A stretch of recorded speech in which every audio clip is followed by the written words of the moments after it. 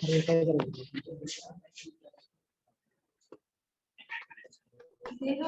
चित्तमंदिर एकतेची प्रार्थना सत्यसुंदर मंगलाची इच्छा आराधना दुःखितांचे दुःख जाऊ एकाची कामना वेदना जाणावया जागरूक संवेदना सुस्वागतम सुस्वागतम सुस्वागतम।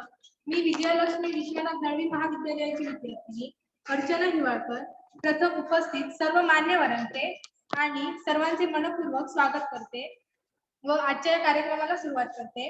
आज 14 एप्रिल विश्वरत्न महामानव डॉक्टर बाबासाहेब आंबेडकर यांच्या जयंती निमित्ताने आपल्या दळवी महाविद्यालयामध्ये know your constitution by advocate Sunil Fernandes या कार्यक्रमाचे आयोजन करण्यात आले आहे।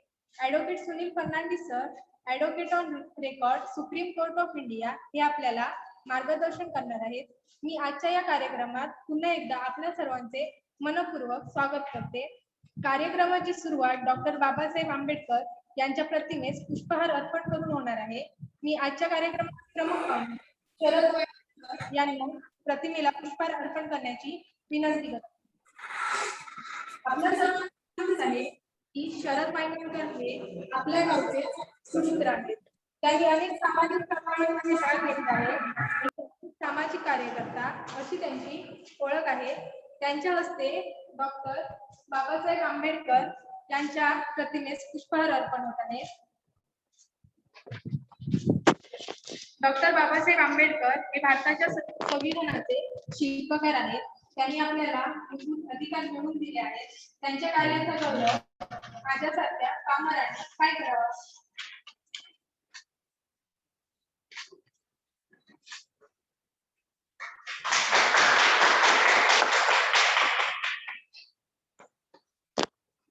मेनबत्ती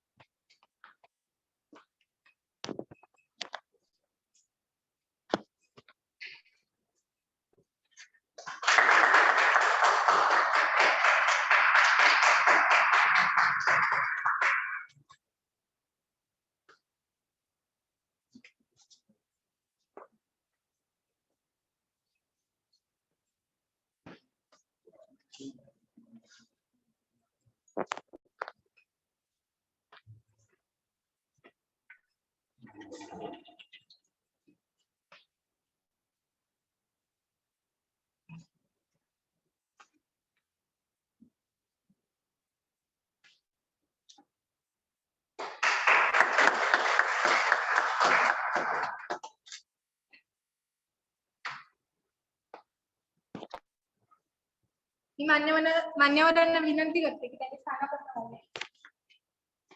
2014 साली दळवी महाविद्यालय स्थापन झाले। स्थापनेपासून आतापर्यंत दळवी महाविद्यालय नेत्रदीपक प्रगती केली आहे। मी महाविद्यालयाची विद्यार्थिनी अस्मिता जाधव हिला महाविद्यालयाची प्रगती आपल्या समोर मांडावी अशी विनंती करते।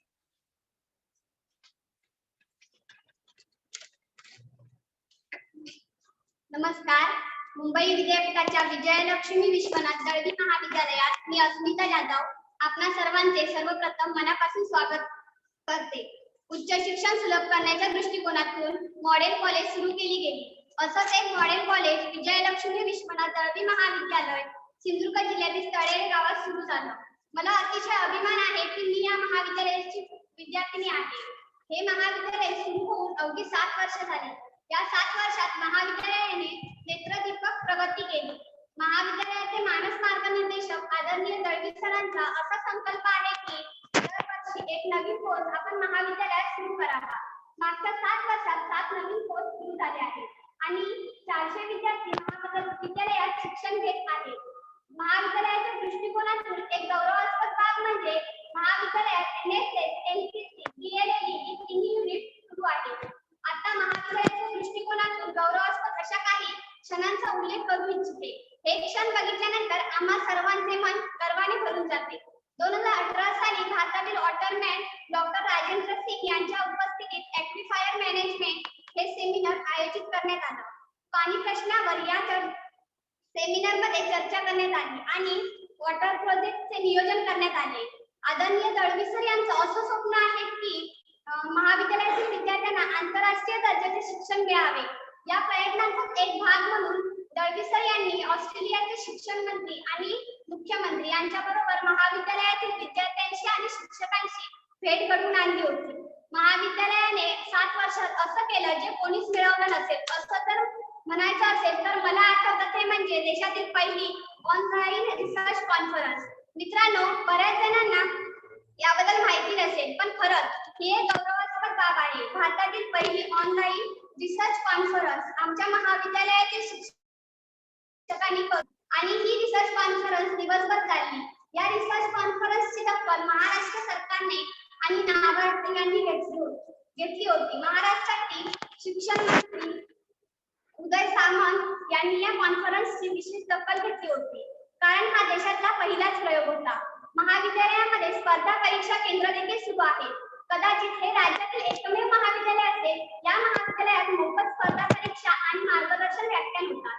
महाराष्ट्राचे तत्कालीन मुख्य सचिव सुमित मनी सर यांनी महाविद्यालयामध्ये स्पर्धा परीक्षा केंद्राचं उद्घाटन केलं होतं. महाविद्यालयातील विद्यार्थ्यांना प्रत्यक्ष ट्रेनिंग मिळावी म्हणून महाविद्यालयाने बँक ऑफ महाराष्ट्रासोबत एमओयू केला आहे. महाविद्यालयातील प्रत्येक विद्यार्थ्याच्या मनातील इंग्रजीची भीती कायम नाहीशी करण्यासाठी महाविद्यालयात इंग्लिश स्पीकिंगची लेक्चर देखील सुरू आहे. महाविद्यालयामध्ये ब्लड डोनेशन, गांधी जयंती, शिव जयंती, सुभाष दिन असे अनेक कार्यक्रम सेलिब्रेट केले जातात. आदरणीय दळवी सरांच्या संकल्पनेतून 2 ड्रीम्स प्रोजेक्ट आखली गेली आहे. पहिलं ड्रीम्स म्हणजे सिंधुदुर्ग जिल्हा पाणी समस्येपासून मुक्त व्हावा. या दृष्टिकोनातून महाविद्यालयाचे शिक्षक आणि विद्यार्थी गेले 3 वर्ष काम करत आहेत. आणि दुसरा ड्रीम्स म्हणजे foods full way to biodiversity. या प्रोजेक्ट अंतर्गत महाविद्यालयात मुंबई गोवा महामार्गाच्या दुतर्फा कोकणात आढळणारी फळझाडे लावण्याचा संकल्प आहे. आदरणीय दळवी सरांनी 7.25 एकर जमीन महाविद्यालयाला डोनेट केली आहे. यातील 3.25 एकर जमिनीमध्ये 6 वसतिगृहे आणि शिक्षकांना राहण्यासाठी क्वार्टर बनणार आहे आणि 4 एकर जमिनीमध्ये भव्य तिथे असे क्रीडांगण बनणार आहे. अशा या महाविद्यालयाचा भाग असल्याचा मला अतिशय अभिमान आहे. मला तुम्ही बोलण्याची संधी दिल्याबद्दल मी महाविद्यालयाचे आभारी आहे. धन्यवाद. धन्यवाद अस्मिता. अस्मिताने आपल्याला महाविद्यालयाची नेतृत्व प्रगती आपल्यासमोर मांडली, त्याबद्दल धन्यवाद. आता कार्यक्रमाचा पुढील भाग म्हणजे welcome speech. Me welcome speech देण्याची विनंती महाडी सरांना करते.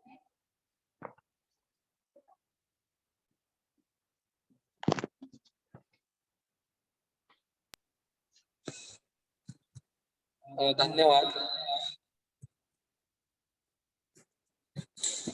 मुंबई विद्यापीठाचे विजयालक्ष्मी विश्वनाथ दळवी महाविद्यालय आयोजित आंबेडकर दिवस या कार्यक्रमासाठी आपण सर्वजण इथे एकत्र जमलो आहोत. आणि या जी कार्यक्रमाची सुरुवात आहे, खरं तर 2018 पासून प्रत्येक वर्षी हा कार्यक्रम आपण आपल्या महाविद्यालयात साजरे करत आलेलो आहोत. आणि आजच्या या महामारीच्या काळामध्ये, कोविडच्या परिस्थितीमध्ये सुद्धा महाविद्यालय आपलं अशा प्रकारचे कार्यक्रम जे आहेत ते राबवत आहे. आणि प्रत्येक कार्यक्रम जो आपल्या कॅलेंडर मध्ये ठरलेला आहे, महाविद्यालयाच्या कॅलेंडर मध्ये ठरलेला आहे, त्या ठरलेल्या कार्यक्रमाप्रमाणे कार्यक्रम हे होत असतात. त्यानंतर आजचा जो कार्यक्रम आहे, खरं तर महामानव डॉक्टर बाबासाहेब आंबेडकर यांच्या जयंती निमित्त आपण इथे एकत्र जमलो आहोत आणि त्या निमित्ताने हा कार्यक्रम पार पडतोय. अशा टाईपच्या वेगवेगळ्या आयडिया ज्या आहेत त्या आपलं महाविद्यालय राबवत असतं. सुभाष दिवस आहे, त्याच्यानंतर आंबेडकर दिवस, हे अशा टाईपचे दिवस आपण साजरे करत असतो महाविद्यालयामध्ये. त्याच्यामध्ये कुठेही खंड पडलेला नाही. कोणतीही सिच्युएशन असू देत, त्याच्यामध्ये महाविद्यालयाने नेहमी मार्ग काढून कोणताही कार्यक्रम थांबायला दिलेला नाहीये. आणि अशा प्रकारचे नाविन्यपूर्ण उपक्रम जे आहेत, महाविद्यालयाचे मानद मार्गनिर्देशक श्री विनायकजी दळवी यांच्या मार्गदर्शनाखाली, यांच्या कल्पनेतून आपण असे जे दिवस आहेत, जो वेगळेपणा आहे महाविद्यालयाचा, तो टिकवण्याचा प्रयत्न आपला नेहमीच सुरू आहे. त्यानंतर आजच्या कार्यक्रमाचं जे विशेष आहे, ते म्हणजे advocate Sunil Fernandes, advocate on record supreme court, हे आपल्याला प्रमुख वक्ते म्हणून लाभलेले आहेत. त्यांचं मी महाविद्यालयाच्या वतीने स्वागत करतो. त्याचबरोबर आजच्या कार्यक्रमाला प्रमुख अतिथी म्हणून लाभलेले माननीय शरद वांगणकर सर, यांचंही मी महाविद्यालयाच्या वतीने स्वागत करतो. ते एक समाजसेवक आहेत. नेहमीच समाजासाठी वेगवेगळ्या गोष्टी करण्यामध्ये त्यांचा पुढाकार असतो. असे प्रमुख अतिथी आपल्याला लाभलेत, त्यांचंही मी महाविद्यालयाच्या वतीने स्वागत करतो. त्यानंतर आपण शिक्षक वर्ग, त्याचबरोबर विद्यार्थी वर्ग आणि सर्व प्रेक्षक जे ऑनलाईन पद्धतीने हा कार्यक्रम बघतायत, त्यांचंही मी महाविद्यालयाच्या वतीने हार्दिक स्वागत करतो. धन्यवाद.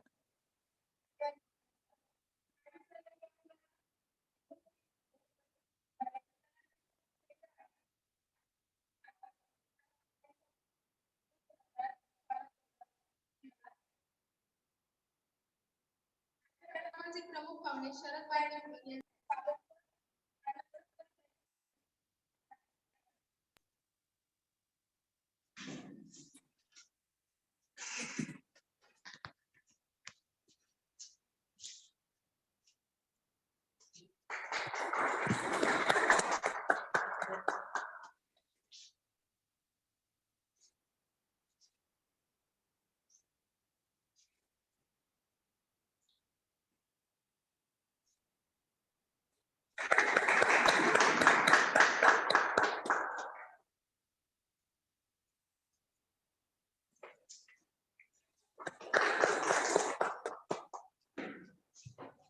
धन्यवाद सर.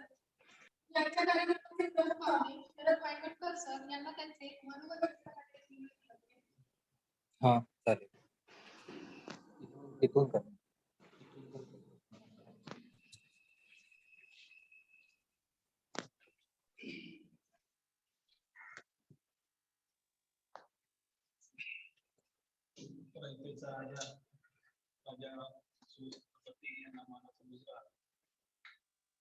घटनेचे शिल्पकार भारतरत्न डॉक्टर बाबासाहेब आंबेडकर यांची त्यांच्या आज 130व्या जयंतीनिमित्त त्यांना मी अभिवादन करतो. आज आपल्या महाविद्यालयाला प्रमुख वक्ते म्हणून लागले, खरोखर आम्ही आमचं भाग्य समजतो की असा प्रमुख वक्ता आपल्याला लाभलेला आहे. आणि ही सर्व दळवी साहेबांच्या आशीर्वादाने हा प्रमुख वक्ता लाभलेला आहे. त्याबद्दल मी दळवी साहेबांचे सुद्धा अत्यंत मनपूर्वक आभार व्यक्त करतो. आज माझ्यासमोर इथे व्यासपीठावर आमचे महाविद्यालयाचे हेमंतजी महाडिक, आमचे सहकारी मित्र हेमंतजी महाडिक यांचं पण मी इथे आभार व्यक्त करतो. तसेच ह्या महाविद्यालयाचे सर्व शिक्षक वर्ग, विद्यार्थी, खरंच आज हा डॉक्टर बाबासाहेब आंबेडकर जयंती हा सर्व देशामध्ये एक सण म्हणून साजरा केला जातो. कारण त्याच्या पाठीमागे असं आहे की आज जे आपण आपले जे हक्क मिळवले ते मिळवून देण्यापाठी मोठी कोणाची ताकद असेल, ती कोणी मिळवून दिले असतील तर डॉक्टर बाबासाहेब आंबेडकर यांनी. बरोबर अभिमानाने सांगावं वाटतं की ब्रिटिश काळामध्ये देशातील सर्व जे कामगार लोक होते, या कामगारांना न्यायासाठी झगडत होते. ब्रिटिश लोक 12 तास 18 तास राबवून घेत होते. 12 तास 18 तास राबून सुद्धा त्यांना त्याचा मोबदला पण त्या पद्धतीत मिळत नव्हता. आणि हे कुठेतरी बाबासाहेबांच्या लक्षात आलं आणि कामगारांसाठी त्यांनी अहोरात्र मेहनत घेऊन त्यांच्यासाठी न्याय हक्क मिळवून देण्यासाठी जे प्रयत्न केले तेच न्याय हक्क आजच्या कामगारांना मिळत आहेत. उदाहरणार्थ सांगायचं झालं की आज सर्व कामगारांची 8 तास ड्युटी असेल, म्हणजे 8 तास त्यांचं कर्तव्य बजावून कामावर येतात. त्यानंतर माझ्या माता भगिनींना गरोदरपणामध्ये भर पगार रजा असेल, त्यानंतर आपण जो पीएफ म्हणतो प्रॉव्हिडंट फंड असेल, म्हणजे त्याला निर्वाह निधी बोलतो, हे आज सर्व जे काय मिळतं हे बाबासाहेबांमुळे आपल्याला आपल्या सर्व नागरिकांना त्यांचे हक्क कर्तव्य मिळू लागले मिळत आहेत. आणि अशा हा महामानवाचा आज जयंती आपण साजरी करतोय. कोरोनाच्या महामारीत सुद्धा ह्या महाविद्यालयाचे मला खरोखर ह्या महाविद्यालयाचे एवढ्यासाठी आभार मानायचे आहेत मोठ्या प्रमाणात की एवढे कोरोनासारख्या महामारीमध्ये सुद्धा डॉक्टर बाबासाहेब आंबेडकरांची जयंती साजरी होते आणि ती एक व्यापक पद्धतीने साजरी होते. त्याबद्दल मी महाविद्यालयाचे सर्व प्राचार्यांचं त्या शिक्षकांचं सर्वांचं आभार व्यक्त करेन. आणि विद्यार्थ्यांसाठी मला म्हणजे ह्या शाळेमध्ये विद्यार्थ्यांशी सांगण्यासारखं एक छोटीशी हे सांगतो की आज ऍक्च्युअल इथे प्रमुख वक्ते म्हणून फर्नांडिस साहेब आहेत आणि त्यांना सुद्धा मी ऐकण्यासाठी इथे आलो. पण जाता एक गोष्ट सांगेन की जयंती आणि पुण्यतिथी ह्या साजऱ्या होतच असतात, परंतु त्या महामानवाचा किंवा त्या युगपुरुषाच्या आपण कुठले गुण आत्मसात केले पाहिजे आणि आपण सुद्धा त्या महामानवाप्रमाणे आपण आपल्या देशाला योगदान दिलं पाहिजे, आपल्या कुटुंबासाठी योगदान दिलं पाहिजे आणि आपली उन्नती साधून आपली प्रगती साधून आपलं नाव आपल्या भविष्यामध्ये कसं उज्ज्वल होईल यासाठी आपण प्रगतीपथावर राहिलं पाहिजे, त्यासाठी प्रयत्न केले पाहिजे. इथे मला वाटतं येणारे महाविद्यालयातील सर्व विद्यार्थी सुज्ञ नागरिक आहेत आणि आता आपल्याला सुज्ञ नागरिकांनी पुढे भविष्यात आपले जे काय हक्क कर्तव्य त्याच्यातून आपण कशी प्रगती करायची याचा पूर्णतः विचार करून आपलं प्रगती आपली साध्य करून घ्यायची आहे. आणि एक छोटासा जो सुविचार सांगायचा झाला बाबासाहेबांचा, बाबासाहेब म्हणायचे की पावलं टाकून चालत चालत जाताना पावलाने आपल्याला जे काय अंतर असेल त्या अंतराचं उद्दिष्ट साध्य करता येतं, परंतु तुम्ही जर डोक्याने चाललात तर तुम्ही ध्येयपर्यंत पोहोचू शकता. त्यामुळे तुम्ही आपल्या बुद्धी कौशल्याचा वापर करून आपल्या जीवनात यशस्वी व्हा, उत्तुंग भरारी घ्या आणि या महाविद्यालयाचं नाव उज्ज्वल करा. एवढंच बोलून मी माझे 2 शब्द थांबवतो. जय हिंद, जय महाराष्ट्र. धन्यवाद पायमकर सर. आपण आम्हाला अतिशय महत्त्वाचे मार्गदर्शन केले. तुम्ही ज्याप्रमाणे आता आम्हाला सांगितलं तुमचं ध्येय साध्य करा ते आम्ही करण्यासाठी नक्कीच प्रयत्न करू. विजयलक्ष्मी विश्वनाथ दळवी कॉलेजचं नाव मोठं करण्याचा प्रयत्न करू. धन्यवाद सर. आजचा कार्यक्रम ज्यांच्यामुळे विशेष आहे आदरणीय दळवी सर, ज्यांच्याबद्दल आम्हाला नेहमीच सांगतात. आदरणीय दळवी सरांचे सर्वात लाडके विद्यार्थी म्हणजेच आजच्या कार्यक्रमाचे keynote speaker advocate Sunil Fernandes sir यांची ओळख करून देण्यासाठी मी सायली महाजन हिला विनंती करते.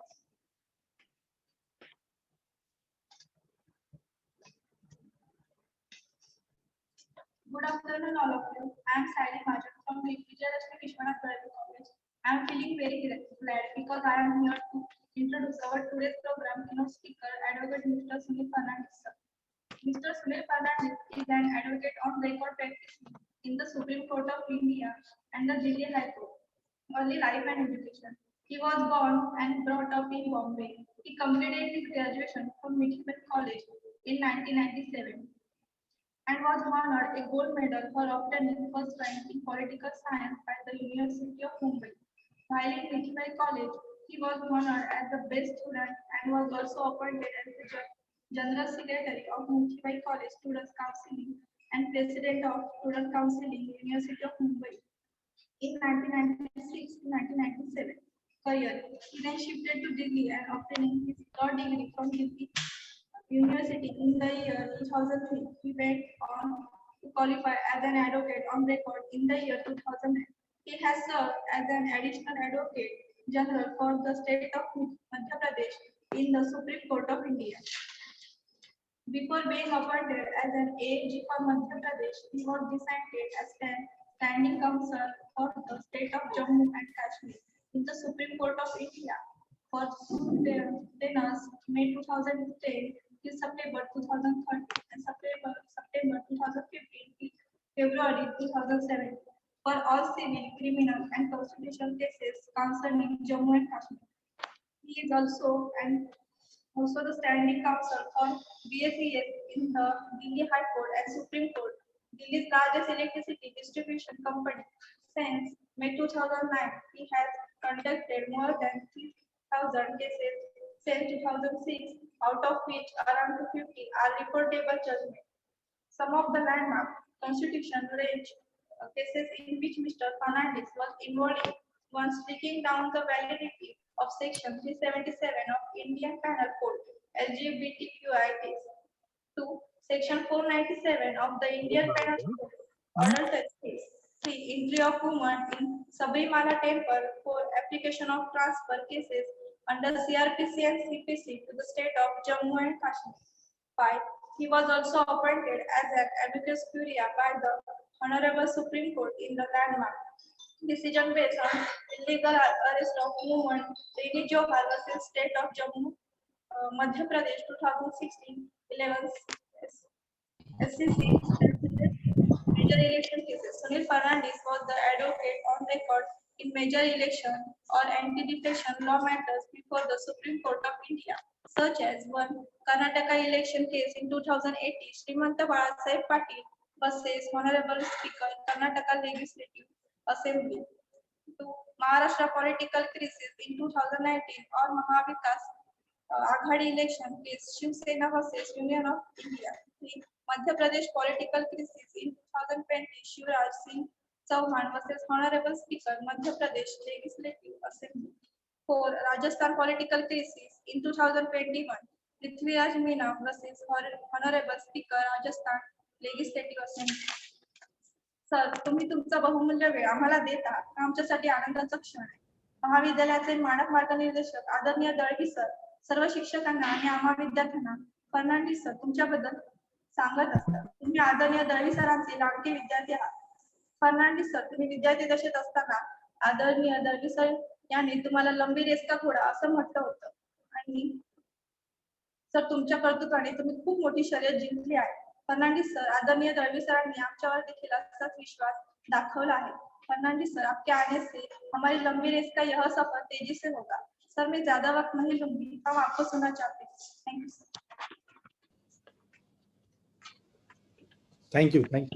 Thank you for the very kind introduction. Dalvi sir ने बोला था 25 years ago, बोला था लंबी रेस का घोड़ा है. अब वो घोड़ा है कि वो गधा है पता नहीं, आगे डिसाइड होगा. लेकिन दलवी सर मेरे जीवन के सबसे पहले और आखिरी गुरु हैं.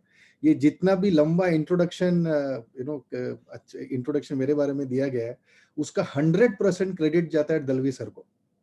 So I am very grateful to him. I am what I am because of him.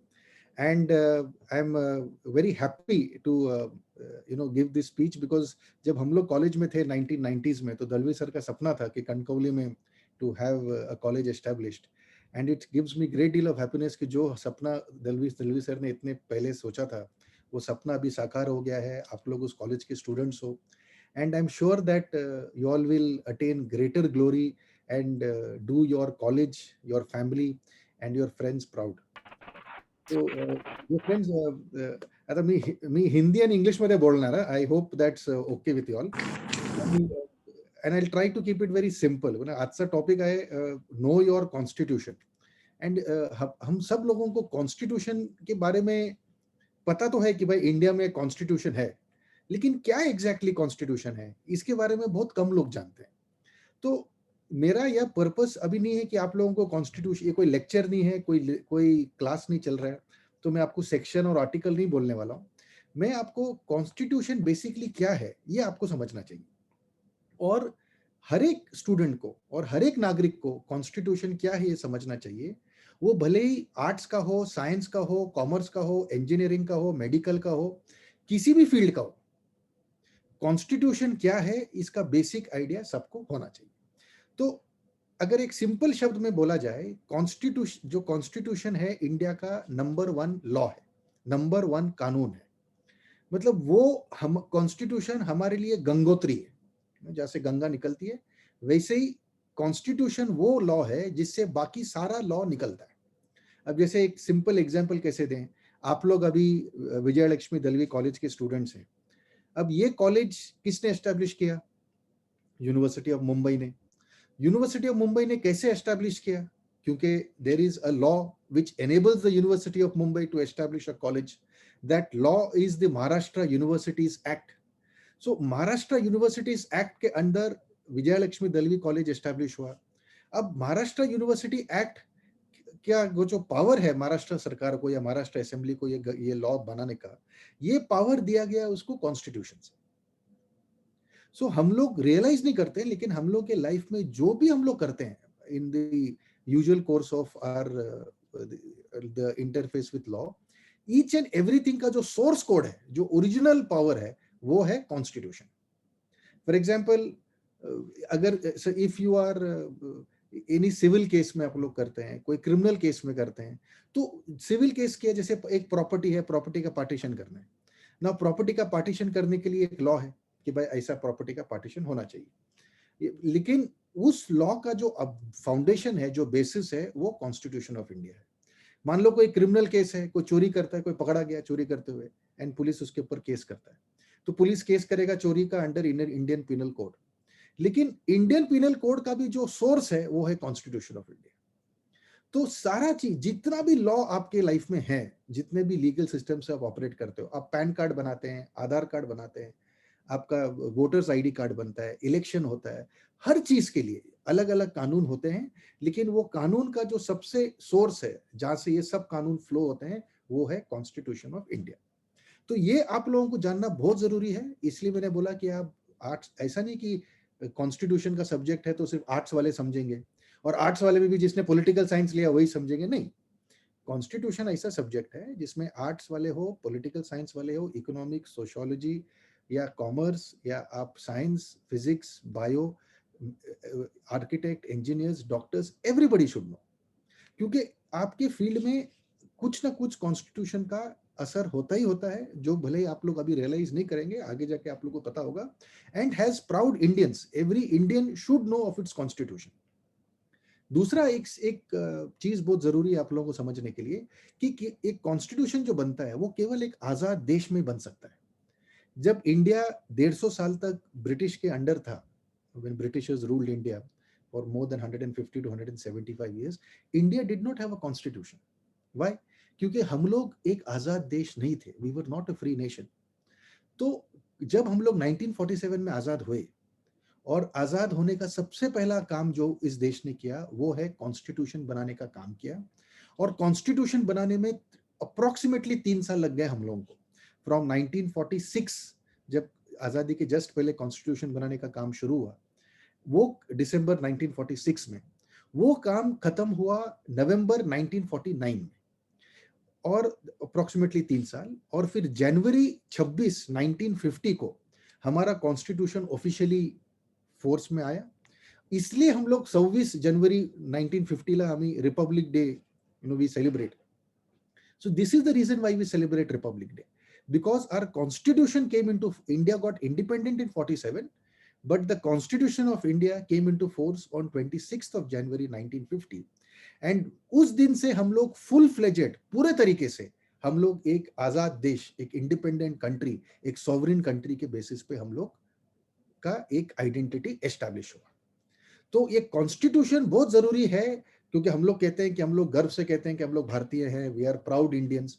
लेकिन एक किसी भी देश को एक गर्व महसूस करने के लिए कि हम इस देश का हिस्सा हैं, एक आजादी होना बहुत जरूरी है। और संविधान जो हम लोगों का है वो उस आजादी का प्रतिबिंब है, वो इस आजादी का सबसे बड़ा सबूत है। तो इसलिए हर एक भारतीय नागरिक को अपने संविधान के बारे में, जिसके आधार से हम लोग आजाद हैं, जिसकी वजह से हमारा सारा कानून चलता है, एक बेसिक आइडिया होना बहुत जरूरी है। तो therefore the idea of constitution is very important, and if now I hope you all have realized कि कॉन्स्टिट्यूशन कितना इंपॉर्टेंट है, कितना बेसिक है, कितना जरूरी है। और इस कॉन्स्टिट्यूशन के पीछे अगर इंडिया में सबसे बड़ा कानून है तो कॉन्स्टिट्यूशन है, और इस कॉन्स्टिट्यूशन में बनाने में सबसे बड़ा हाथ अगर किसका था तो बाबा साहेब आम्बेडकर का था।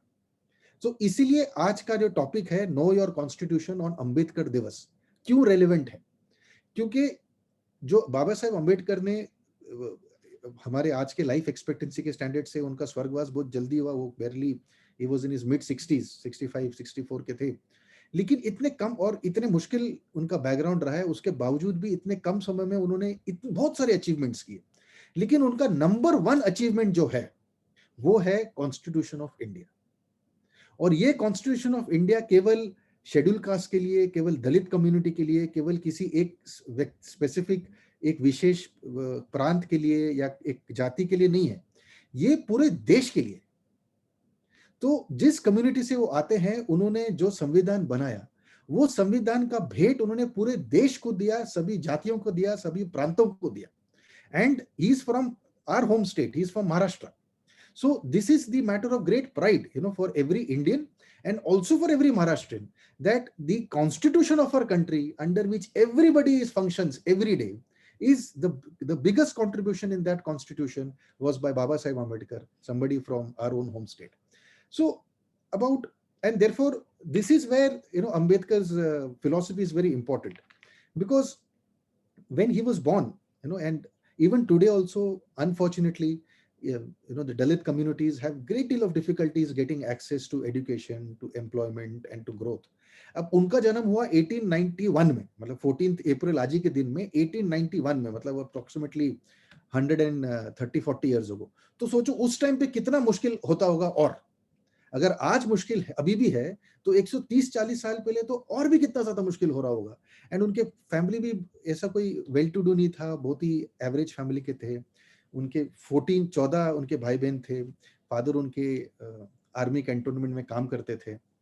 तो इसलिए जो उन्होंने शुरुआत में जो परेशानी का सामना करना पड़ा, मुश्किल का सामना करना पड़ा, उसके बावजूद भी he accomplished great deal of goals in his life.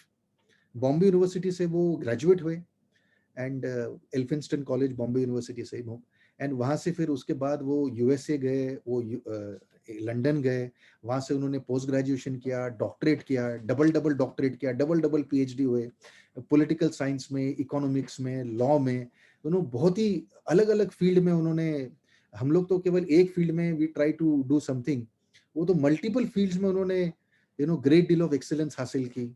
And forget about his community कि भाई उस कम्युनिटी से वो पहले व्यक्ति थे, ऑफ कोर्स उस कम्युनिटी से पहले व्यक्ति तो थे ही, लेकिन अमंग इंडियंस आल्सो बहुत रेयर था कि ऐसा ब्रिलियंट, ऐसा जीनियस आदमी विद फॉरेन जाके इतने सारा डिग्री हासिल कर रहा है, और फॉरेनर ने एकदम वर सरप्राइज्ड कि कोई इंडियन आके उनकी यूनिवर्सिटीज में आके इतना अच्छा से परफॉर्म कर रहा है। और ये सारी चीजों में उनको पैसों की बहुत बड़ी दिक्कत थी, फंड्स उनको आसानी से नहीं मिले, सब जगह पे उन्होंने स्कॉलरशिप से ही पढ़ाई की, लेकिन स्कॉलरशिप के बावजूद भी खर्चा बहुत होता है। अगर आप यूएस में और लंदन में रहते हैं तो आसान बात नहीं है, वहाँ यहाँ से वहाँ ट्रैवल करना, उस जमाने में शिप में ट्रैवल करना होता था, रहना खाना पीना, it was very difficult, very expensive. And he had an excellent academic career, he multiple PhDs उन्होंने हासिल किया, लॉ भी उन्होंने फैंटास्टिक तरीके से कंप्लीट किया, और उन्होंने इंडिया में तो लॉयर बने, लंदन में भी उनको लॉयर का स्टेटस दिया गया, जो बैरिस्टर हम लोग कहते हैं ना, आप लोगों ने शब्द सुना होगा बैरिस्टर, जो लंदन में जाके लॉ कंप्लीट करता है और जो लॉ सक्सेसफुली कंप्लीट करते हैं उनको बैरिस्टर कहते हैं। तो इंडिया में तो लॉयर थे ही, लंदन में भी बैरिस्टर थे, फिर इंडिया में आए और हमारे फिर फ्रीडम स्ट्रगल में उन्होंने इन्वॉल्वमेंट लिया, और जो उनकी अपनी जो स्पेसिफिक कम्युनिटी थी, जिनका कोई लीडरशिप था नहीं, उस कम्युनिटी को जो आगे ऊपर डेवलप करने के लिए, उसको एक पॉलिटिकल रिप्रेजेंटेशन देने के लिए उन्होंने काफी मेहनत की। तो आज जितना भी हम लोग देखते हैं, जो आज हमारे सोशल इक्वालिटी का जो एक प्रिंसिपल है, जो हमारे कॉन्स्टिट्यूशन का मूल आधार है, वो सोशल इक्वालिटी का एक लार्ज क्रेडिट जाता है बाबा साहेब को, कि उन्होंने ये सोशल इक्वालिटी जो है हमारे कॉन्स्टिट्यूशन में, कभी भी कोई डिस्क्रिमिनेशन नहीं हो सकता किसी भी कम्युनिटी के बेसिस पे, किसी भी कास्ट के बेसिस पे। अब जैसे कि तो ये सारी चीजें जो हैं, जो equality which is one of the major principles of our constitution, ये सारे के सारे was possible only because of Baba Saheb. सो जब इंडिया को इंडिपेंडेंस मिला, या it was very clear that अभी ब्रिटिश जो है इंडिया छोड़ के जाने वाली है अप्रोक्सीमेटली 1945 तक, जब सेकेंड वर्ल्ड वॉर खत्म हुआ, तो इट वाज क्लियर दैट अब ब्रिटिश जो है इंडिया छोड़ के जाएगी and India will become an independent country. तो जैसे मैंने पहले भी कहा कि जो पहला टास्क होता है किसी भी इंडिपेंडेंट कंट्री को, वो होता है अपना एक संविधान बनाना, अपना एक कॉन्स्टिट्यूशन बनाना। तो इसलिए उन्होंने क्या किया कि जो अभी हम लोग का पार्लियामेंट है, वो पार्लियामेंट तो 5 साल में एक बार इलेक्ट होता है, हर 5 साल में इलेक्शंस होते हैं। जैसे 2019 में इलेक्शंस हुए, 2014 में हुए, 2009 में हुआ, अब अगला इलेक्शन 2024 में होगा। तो पार्लियामेंट का इलेक्शन हर 5 साल में होता है, लेकिन कॉन्स्टिट्यूएंट असेंबली का जो इलेक्शन हुआ वो एक ही बार होता है और उसका केवल एक ही पर्पस था, वो था कॉन्स्टिट्यूशन ऑफ इंडिया को बनाना। तो अभी जो हमारा पार्लियामेंट हाउस आप देख रहे हो ना, तो उस दिल्ली में, तो वहां पे उस समय 47 से लेके 51 तक कोई पार्लियामेंट नहीं बैठी, 47 से 51 तक कॉन्स्टिट्यूएंट असेंबली बैठी। और वो कॉन्स्टिट्यूएंट असेंबली का सबसे ओनली काम, एक ही काम था उसका, वो है कॉन्स्टिट्यूशन ऑफ इंडिया को बनाना। तो 1950 में जैसे कॉन्स्टिट्यूशन ऑफ इंडिया बना, उसके बाद 51 में फर्स्ट जनरल इलेक्शंस हुए, तो पार्लियामेंट बना, और उसके बाद से पार्लियामेंट्री हर 5 साल के बाद इलेक्शंस होते हैं और पार्लियामेंट चुन के आता है। लेकिन ये इसलिए पॉसिबल है क्योंकि 46 से लेके 49 तक जो 3 साल जो कॉन्स्टिट्यूएंट असेंबली बैठी, उस कॉन्स्टिट्यूएंट असेंबली में तक 2 साल 11 महीने तक उन्होंने कॉन्स्टिट्यूशन को बनाया। जैसे हमारे आज के तारीख में it is the world's longest written constitution.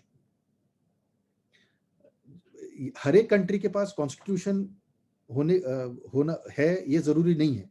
बहुत सारे कंट्रीज हैं जिसके पास कॉन्स्टिट्यूशन नहीं भी है, और जिनके पास कॉन्स्टिट्यूशन हैं, जो रिटन कॉन्स्टिट्यूशन जिसको कहते हैं, लिखित में जो कॉन्स्टिट्यूशन जो है, उनमें से सबसे कॉम्प्रिहेंसिव, सबसे इलैबोरेट और सबसे लंबा कॉन्स्टिट्यूशन ऑफ इंडिया है। एंड वर्ल्ड ओवर इसको लोग क्रेडिट देते हैं, इसको रिस्पेक्ट करते हैं कि हाँ, इनका कॉन्स्टिट्यूशन इतना अच्छा है।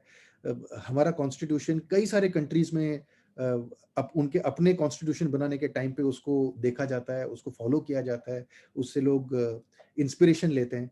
सो that is a very big credit to us, and that is possible again because of Baba Saheb, because in the constituent assembly जो 46 से 49 तक बैठी, तो उस कॉन्स्टिट्यूएंट असेंबली में बहुत सारे सब कमिटीज थे। तो सबसे इंपॉर्टेंट कमिटी जो था उसमें, वो था ड्राफ्टिंग कमिटी, कि कॉन्स्टिट्यूशन का फाइनल फॉर्म कैसा होगा, क्योंकि सजेशन सब जगह से आते थे, ऑल ओवर द कंट्री से सजेशंस आए, क्या करना है हमें, कैसे करना है, क्या होना चाहिए, नहीं होना चाहिए। तो उन सारे सजेशंस को इकट्ठा करके, सोच विचार करके फाइनल फॉर्म में लाने का जिम्मेदारी ड्राफ्टिंग कमिटी का था, एंड ड्राफ्टिंग कमिटी के चेयरपर्सन बाबा साहेब थे। सो कॉन्स्टिट्यूशन का सबसे इंपॉर्टेंट कमिटी के सबसे इंपॉर्टेंट सदस्य बाबा साहेब थे, और उन्होंने इस कॉन्स्टिट्यूशन को किसी अपने कम्युनिटी के लिए नहीं बनाया, किसी एक स्पेसिफिक रीजन, स्पेसिफिक कास्ट के लिए नहीं बनाया, उन्होंने ये कॉन्स्टिट्यूशन सारे देश के लिए बनाया। तो उनका ये कॉन्स्टिट्यूशन पूरे देश के लिए एक भेंट है, एंड ये दिखाता है, दर्शाता है उनके महानता को, कि उन्होंने अपने पॉलिटिकल पार्टी या अपना वोट बैंक या अपने कास्ट के लिए नहीं सोचा, उन्होंने सोचा तो हैज एन इंडियन सोचा, हैज अ देश के नागरिक के जैसे सोचा। एंड यही सबसे बड़ी हमारे में खामी है। If all of us are constitution से अगर हमें केवल एक सबक सीखना है, केवल एक, वो ये है कि हम लोग को अपने कास्ट के बेसिस पे नहीं सोचना है, हमें अपने प्रांत के बेसिस पे नहीं सोचना है, लैंग्वेज के बेसिस पे नहीं सोचना है, गोत्र के बेसिस पे नहीं सोचना है, हमें सोचना है कि हम इंडियन हैं। और जो हम ये कदम उठा रहे हैं, जो हम ये स्टैंड ले रहे हैं, और जो हम ये काम कर रहे हैं, क्या ये इंडिया के बेनिफिट में है कि नहीं। दैट इज द मूल मंत्र जिसको कहते हैं ना हमारे कॉन्स्टिट्यूशन का, हमारे संविधान का मूल मंत्र, that is this is the basis, that it is encourages every person to think like an Indian, that you are not Marathi, you are not Gujarati, you are not Bengali, you are not Tamilian, you are not Haryanvi, you are Indian. You are not upper caste, you are not lower caste, you are not OBC, you are not Dalit, you are Indian. That is what our constitution teaches us. And ये चीज हम लोग अगर सब लोग उसको inculcate करें, उसके अंदर अपने अंदर इस चीज को ग्रहण करें, so I think that is the biggest lesson that we can learn from our constitution, और कॉन्स्टिट्यूशन का सबसे बड़ा फायदा यही होगा। और आज की तारीख में वो हो नहीं रहा। हम लोग of course there have been great deal of development, हमने 75 इयर्स तक कॉन्स्टिट्यूशन को चलाया है, अच्छी तरह से चला है, लेकिन अभी भी बहुत सारी एरियाज हैं। अगर हम लोग ये बैठ के पीछे आराम करके बैठ जाएं कि नो भाई हमारा एकदम सब चीज परफेक्ट है, कोई प्रॉब्लम ही नहीं है, तो देन वो गलत होगा। वी हैव टू रिकॉग्नाइज कि आज के तारीख में भी जो हमारे कॉन्स्टिट्यूशन का जो गोल है, कॉन्स्टिट्यूशन ने जो आइडियल्स रखे हैं, वो अभी तक पूरी तरह से सिद्ध नहीं हुए हैं। अभी भी बहुत चीज बचता है, अभी भी बहुत सारे ऐसे वर्ग हैं, बहुत सारे कम्युनिटीज हैं, बहुत सारे ऐसे लोग हैं जिनको कॉन्स्टिट्यूशन का पूरा फायदा नहीं हुआ है। सो इसलिए please understand the constitution is important for everybody, because it, जैसे मैंने 2-3 पॉइंट सबसे पहले बोले कि सबसे पहले वो गंगोत्री है सारे कानून का। सारे कानून जो है कॉन्स्टिट्यूशन से ही फ्लो होते हैं, नंबर 1। नंबर 2, कॉन्स्टिट्यूशन हमें कुछ सबक सिखाता है, वो सबक हर एक भारतीय को सीखने चाहिए। तो ये कोई एक लॉ का कोई सब्जेक्ट नहीं है। ऑफ कोर्स लॉ जब आप करते हैं तो उसमें पेपर्स होते हैं, constitution of India, written exam वगैरह आपको देने के लिए, उसकी बात मैं नहीं कर रहा हूँ। मैं एक जनरल आइडिया के आपको होना चाहिए। ये जरूरी नहीं है कि आपने कॉन्स्टिट्यूशन खोला तो कौन से सेक्शन, कौन सा आर्टिकल 14 क्या कहता है, आर्टिकल 21 क्या कहता है, वो सब बात की बात है। वो आगे जाके आप लोगों को अगर इंटरेस्ट होता है, आप लोग कॉन्स्टिट्यूशन स्पेसिफिकली पढ़ते हो, तो I would welcome it, because everybody should have a basic understanding of it. But today what my purpose is for you all to understand, for you all to that you all should know that constitution जो है वो क्या करता है कि it certain ideals, certain principles उसको दर्शाता है, वो हमें समझना चाहिए। that is equality, fraternity, liberty, brotherhood, ये सारे ideals हैं हमारे constitution के, and those are the constitutional ideals which every Indian must inculcate, every Indian must take it inside। क्योंकि कॉन्स्टिट्यूशन में तो बहुत आसान है, लिखा हुआ है शब्द there shall be equality in India, तो उससे सब इक्वालिटी हो जाएगा। There shall be fraternity, fraternity मतलब भाईचारा, there shall be fraternity among Indians, तो ऐसे लिखने से हो जाएगा। सर्वधर्म समभाव, all religions to be treated equally, just because constitution में लिखा है वैसे हो जाएगा। तो कॉन्स्टिट्यूशन में जो लिखा है वो हमारा एक ऑब्जेक्टिव है, एक टारगेट है। वो तभी पॉसिबल है जब हम लोग उसको समझें और उसको अपने में अपनाएं, क्योंकि जब तक वो नहीं अपनाते हैं तब तक वो कॉन्स्टिट्यूशन सक्सेस नहीं हो सकता। तो अगर सही मायने में हमें बाबा साहेब को श्रद्धांजलि देनी है उनके आज उनके जन्म दिवस की तिथि पे, तो वो वी कैन डू दैट श्रद्धांजलि, तो फूल चढ़ाया, अगरबत्ती चलाया फोटो के ऊपर, वो सब फाइन। बट असली श्रद्धांजलि जो होती है कि उन्होंने जो अपने लाइफ का सबसे इंपॉर्टेंट चीज किया वो है constitution of India.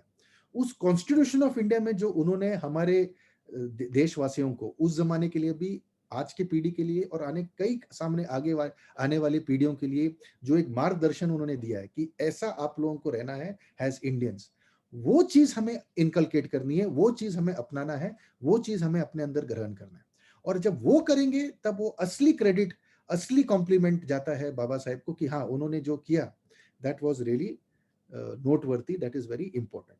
So please understand the constitutional ideals, constitutional goals, ये जो हैं, that is equality, liberty, fraternity, all these are in very simple terms कि these are the ideals जो हमारे आज से नहीं, हमारे देश में 5000 साल से ये सब मूल्य चलते आ रहे हैं। कॉन्स्टिट्यूशन में केवल वो लिखित फॉर्म में आया हुआ है। तो ऐसा नहीं कि इंडिया में कभी भाईचारा था नहीं, इक्वालिटी थी नहीं, एकता नहीं थी, लेकिन बहुत सारी ऐसी चीजें थी जो हम लोगों को आपस में बांटती थी, धर्म के नाम पे, जात के नाम पे, भाषा के नाम पे, प्रांत के नाम पे। सो कॉन्स्टिट्यूशन हमें जोड़ने का काम करता है।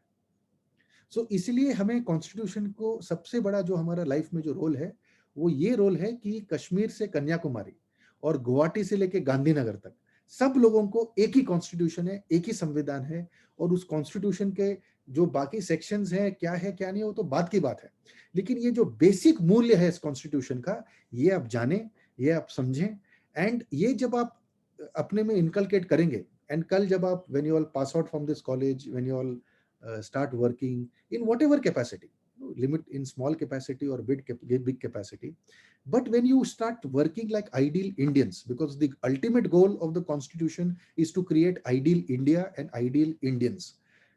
So once you act and behave like ideal Indians and ideal countrymen, that is the day when the constitution has succeeded, and that is the day when Baba Sahib's soul will really be happy. So I would like to conclude it here, and I would like to keep the floor open for question and answer sessions. तुम्ही मला मराठीमध्ये प्रश्न विचारा, no problem, Marathi कळतं मला, आता 25 वर्ष दिल्लीमध्ये राहिलो आणि मला मराठीची सवय आता सुटली आहे, पण तरी सुद्धा तुम्ही मराठीमध्येच मला प्रश्न विचारा, if you all feel comfortable, and I shall try and answer to the best of my abilities. Sir, संसदेला संविधानात बदल करण्याचा अधिकार आहे. भारतात अनेक घटना दुरुस्त्या होत आहेत. यामुळे संपूर्ण संविधान बदलले जाईल अशी भीती वाटते. त्याबद्दल सर तुम्हाला काय वाटतं? देखो, कॉन्स्टिट्यूशन को चेंज करना इतना आसान नहीं है, यू नो, बिकॉज जो एक नॉर्मल लॉ है उसको आप इमीडिएटली चेंज कर सकते हैं, but to change the constitution you need a very big बहुमत, you need a very big majority in the parliament.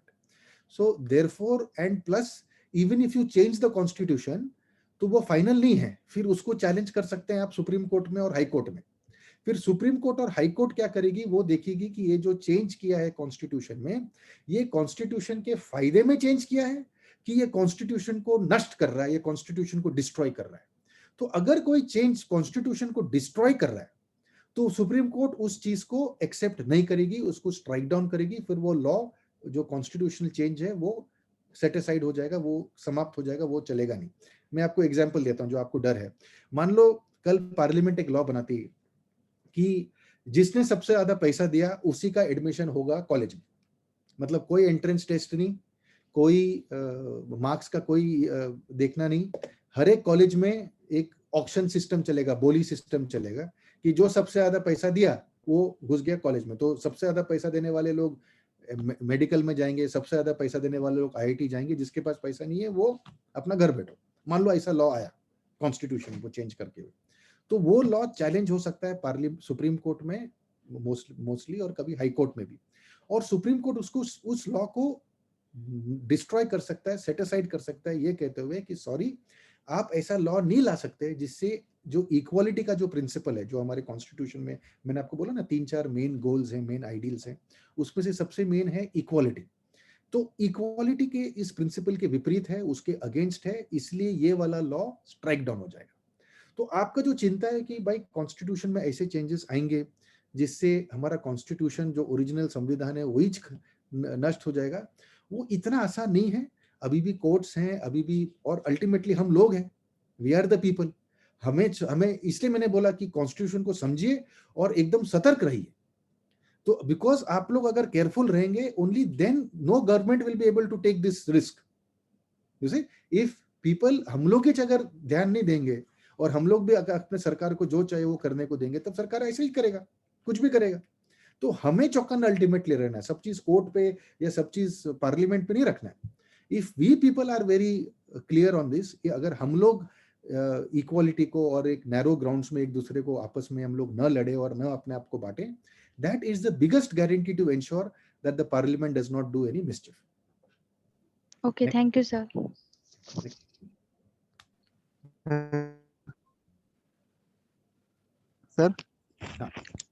Sir, मला एक असा प्रश्न विचारायचा आहे की सर, महाराष्ट्र आणि बेळगाव मध्ये सीमावाद चालू आहे ना सर, त्यावर मला प्रश्न विचारायचा आहे. संयुक्त महाराष्ट्राच्या चळवळीपासून बेळगाव कारवार सहित सीमा भाग महाराष्ट्रात यावा यासाठी आंदोलन चालू आहे. तर सर, हा सीमा भाग महाराष्ट्र येतो का आणि कसा? नाही, आता ते जरासा कॉम्प्लिकेटेड जे पॉलिटिकल प्रश्न झाला. आता काय, सी, लुक ॲट द प्रॉब्लेम. सी, 1956 च्या अगोदर ना, वी डिड नॉट हॅव, इंडियामध्ये काय होतं 1947 मध्ये, देर वॉज ब्रिटिश इंडिया, म्हणजे those provinces which were directly under control of British, and there were राजे महाराजांचे ते kingdoms, you know, princely states म्हणतात त्यांना.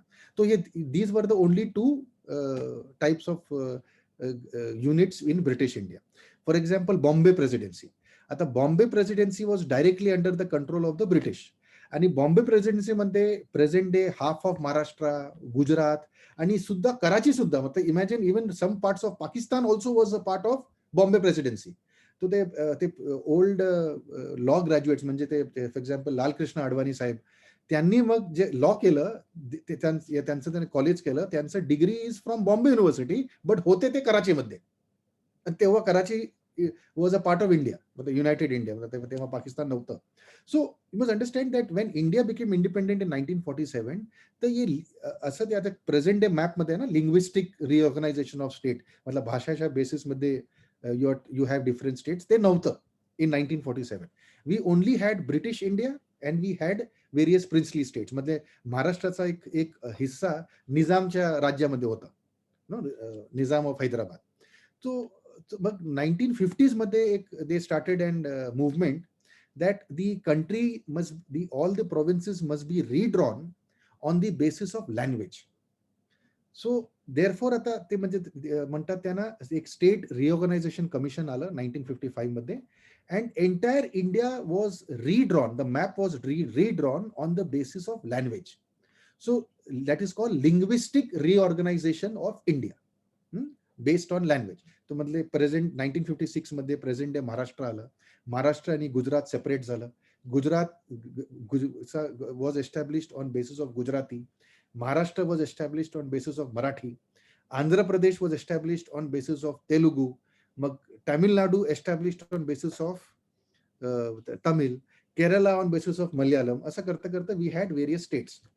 आता लँग्वेजच्या बेसिस पे you can organise India, but ते ऍडमिनिस्ट्रेटिव्ह कन्व्हिनियन्स में that was not always there, because there were some border districts in which there were 2 languages which are equally powerful. मग काय करायचं? आता बेलगाव मध्ये 50% for example Marathi speaking, 50% non Marathi speaking. You see, so that is one of the problems, and there are several border states, which have this problem. Kerala, Karnataka, and Tamil Nadu have this problem. Then Maharashtra and Karnataka have this problem. So 99% we were able to redraw India, change India, and उसको ऐसा बनाया हम लोग ने जैसे linguistic language के basis पे हम लोग ने अलग अलग state बनाया. लेकिन ये 100% पॉसिबल नहीं है. ये कुछ ना कुछ ऐसा प्रॉब्लम होगा ही होगा. एक दो ऐसे एरियाज होंगे जो इसको एग्जैक्ट हम लोग काट नहीं सकते. इट्स नॉट पॉसिबल कि एकदम 100% परफेक्ट, क्योंकि कितने सारे डिस्ट्रिक्ट्स हैं अपने भी इसमें महाराष्ट्र में भी, जहाँ पे जैसे अपना ओस्मानाबाद, औरंगाबाद, ये सब तो निजाम के अंडर था वो 200 साल के लिए. तो उधर दक्षिणी भाषा, दक्षिणी हिंदी बोला जाता है. Then Vidarbha was a separate state. उसको विदर्भा और जो आज का मध्य प्रदेश है 200 साल तक एक ही था. It was known as central provinces. उसके पहले Maharashtra was not there. So Konkan and Bombay, जो अभी का मुंबई सिटी है, कोंकण है, that was a part of Bombay presidency. तो अभी जो आप मैप में महाराष्ट्र देखते हो, वो ब्रिटिश के टाइम पे 4 अलग अलग जगह पे था, वो एक महाराष्ट्र था ही नहीं. और दैट इज, और वैसे ही हर एक स्टेट में भी यही प्रॉब्लम है. वो ब्रिटिश टाइम में उसका मैप ही अलग था. तो हमने काफी हद तक we have tried to create it, लेकिन हम लोगों को ये समझना चाहिए कि दैट अल्टीमेटली 100% एग्जैक्ट बटवा पार्टीशन करना स्टेट होगा वो पॉसिबल नहीं है. वो कुछ ना कुछ लफड़ा होगा ही होगा. तो अभी बेलगांव केस में, अभी बेलगांव का प्रॉब्लम में हम लोग का प्रॉब्लम क्या है कि बेलगांव के प्रॉब्लम को हम लोग यहाँ से एज महाराष्ट्रन्स देखते हैं एंड उधर से वो लोग एज कन्नडिगस देखते हैं. नो, अगर हम लोग बेलगांव के प्रॉब्लम को एज इंडियंस देखने लगे ना, इधर से भी हम लोग इंडियंस के जैसे देखे और उधर से भी कर्नाटका से भी वो लोग उसको इंडियंस के जैसे देखने लगे, तो ये प्रॉब्लम आसान हो जाएगा. You see, this is what I'm trying to say. So it's sometimes very difficult, to get this. I understand Belgaum mein we have a good amount of with the Maharashtra Ekikaran Samiti bhi hai in Belgaum, and there is a good percentage of Marathi speaking population, but sometimes it will not be possible. There will be 1 or 2 districts here and there, 1 or 2 areas here and there, which will not be possible to have an exact division. So therefore we should not have this violence, killings and all these things. If Maharashtra and Karnataka approach this as Indians, then I think this problem can be resolved to a large extent. We can have common control over that district, or certain parts of that, or if not the entire district, some part of the district can be given to Maharashtra. But this can be done only in a peaceful and a negotiated manner. हम लोग अगर झगड़ा करेंगे, उधर rights चलेगा, मारामारी चलेगा, तो उधर कर्नाटक के साइड के वहां के भी नेता लोग उनको भी भड़काएंगे ना, बोलेंगे कि नहीं अपना स्टेट का हिस्सा जा रहा है दूसरे स्टेट में. तो दैट इज द प्रॉब्लम कि हम the violence and this should not take place. We should sit across the table and try and see what best we can, but both of us should realize कि कुछ ना कुछ problem तो होगा. You can't have 100% linguistic organization without any problems. Next question. Sir, UPSC आणि MPSC या 2 परीक्षा वेगवेगळ्या का ठेवल्या गेल्या? That's a current. See, there's a logic behind it. When I did, मैंने जब अपना schooling किया ना, I did it from state board, Maharashtra state board. आणि under the end again coming back to the constitution, हमारे constitution में ही there are two separate services, एक which is known as central services and दूसरे which is known as state services. अभी central services मध्ये IAS, IPS, Indian administrative service, Indian police service, and मग Indian foreign service, मग customs and revenue, हे सगळे येतात ते सेंट्रल सर्व्हिसेस मध्ये. And then at the state level there is a separate administration, where we have state level officers. So in the state, not more than 2 to 5% of the total officers will be from the center. Rest 95-97% of the civil servants, they will be from the state. So because there are two separate type of officers, central government officers and state government officers, because of that दो separate recruitment agency है. UPSC is for central government officers का recruitment करने के लिए, और MPSC जो है वो स्टेट लेवल ऑफिसर्स का रिक्रूटमेंट करने के लिए. अगर मान लो एक ही एजेंसी होता, अब महाराष्ट्र में आपको तालुका लेवल पे चाहिए, जिला लेवल पे चाहिए, तो उसका नियुक्ति दिल्ली में बैठ का ऑफिसर थोड़ी कर पाएगा. सो इसलिए उसका कारण है ना, हर एक स्टेट का अपना एक कमीशन है. जैसे महाराष्ट्र में Maharashtra public service commission, Gujarat में Gujarat public service commission, Madhya Pradesh में Madhya Pradesh state public commission. तो जो स्टेट लेवल के जो ऑफिसर्स हैं या स्टेट लेवल का जो जॉब है, उसका रिक्रूटमेंट करने के लिए वो बोर्ड है, क्योंकि वो स्टेट वालों को ही पता है ना. अभी हम लोग महाराष्ट्र में हैं तो हम लोग को पता चलेगा कि भाई औरंगाबाद में ज्यादा चाहिए, विदर्भ में चाहिए, जलगांव में चाहिए, तो वो स्टेट लेवल आदमी डिसाइड कर पाएगा, सोच कर पाएगा अच्छे से. अब दिल्ली में जो बैठा है वो तो डिसाइड नहीं कर पाएगा, उसको तो आइडिया नहीं है कि किसमें रिक्रूटमेंट, सिंधुदुर्ग में ज्यादा चाहिए कि जालना में ज्यादा चाहिए. So that's the reason why you have two separate services, and because there are two separate services, there are two separate boards. UPSC केवल सेंट्रल सर्विसेज के लिए रिक्रूटमेंट करती है, एमपीएससी या कोई भी स्टेट बोर्ड केवल स्टेट बोर्ड के लिए रिक्रूटमेंट करती है. और यूपीएससी में जब रिक्रूटमेंट होता है सेंट्रल सर्विसेज ऑफिसर्स का, वो रिक्रूटमेंट होने के बाद फिर उनको वेरियस स्टेट्स में डेप्यूटेशन के लिए भेजा जाता है. तो अगर आईएएस सिलेक्ट हो गया कि यूपीएससी के एग्जाम के लिए, या आईपीएस सिलेक्ट हो गया, तो उसके बाद उसको स्टेट वाइज किसी काडर में भेजा जाता है. किसी को महाराष्ट्र मिलेगा, किसी को तमिलनाडु मिलेगा, किसी को वेस्ट बंगाल मिलेगा, तो उसी हिसाब से वो लोग जाते हैं. So that is the logic कि दो अलग अलग सर्विस, इसलिए दो अलग अलग बोर्ड या दो अलग अलग commission for recruitment. Okay, thank you sir. Sir, अनेक वेळा केंद्र सरकार चुकीच्या प्रकारे राज्यांच्या कारभारात हस्तक्षेप करून राष्ट्रपती राजवट लावते. असाच महाराष्ट्रातील प्रसंग आपण सोडवला. सर, राज्य सरकार आणि केंद्र सरकार यांच्याकडे नक्की कोणते अधिकार आहेत ते सांगा. अगर ऐसा गलत तरीके से सेंटर ऐसा इन्वॉल्व होता है ना, तो सबसे बिगेस्ट जो एक सोल्यूशन है इसका, जो स्टेट गवर्नमेंट के पास है, वो है आप सुप्रीम कोर्ट जा सकते हो. जैसे 2019 में जब ये राज्यपाल शासन लगा था महाराष्ट्र में, तो महाविकास आघाड़ी सुप्रीम कोर्ट गई थी. तो सुप्रीम कोर्ट में केस डाला, और सुप्रीम कोर्ट में उन्होंने बताया कि देखो हमारे संविधान में आर्टिकल 356 है, 356, उसके तहत डिसाइड होता है कि उधर राज्यपाल शासन या प्रेसिडेंट का रूल लगेगा कि नहीं लगेगा. एंड प्रेसिडेंट रूल लगाने के लिए सुप्रीम कोर्ट ने ही बोला गया कि ये सब कंडीशन होना चाहिए, उसके बाद ही आप डाल सकते हो. लाइक फॉर एग्जांपल, एक गवर्नमेंट कोई काम ही नहीं कर रही है, उधर टोटल एडमिनिस्ट्रेशन कोलैप्स हो गया है, उधर पूरा मारामारी चल रहा है, दंगा चल रहा है, लफड़ा चल रहा है. सो ऐसे सब सिचुएशन में सुप्रीम कोर्ट ने बोला कि हाँ, आप इसको स्टेट गवर्नमेंट को बर्खास्त कर सकते हो, और सेंट्रल रूल, प्रेसिडेंट्स रूल डाल के उसको कुछ टाइम तक के लिए देख लो, सिचुएशन को कंट्रोल में लाओ, नॉर्मलसी लाओ, और उसके बाद ही आप इलेक्शन करके नया स्टेट गवर्नमेंट इलेक्ट कराओ.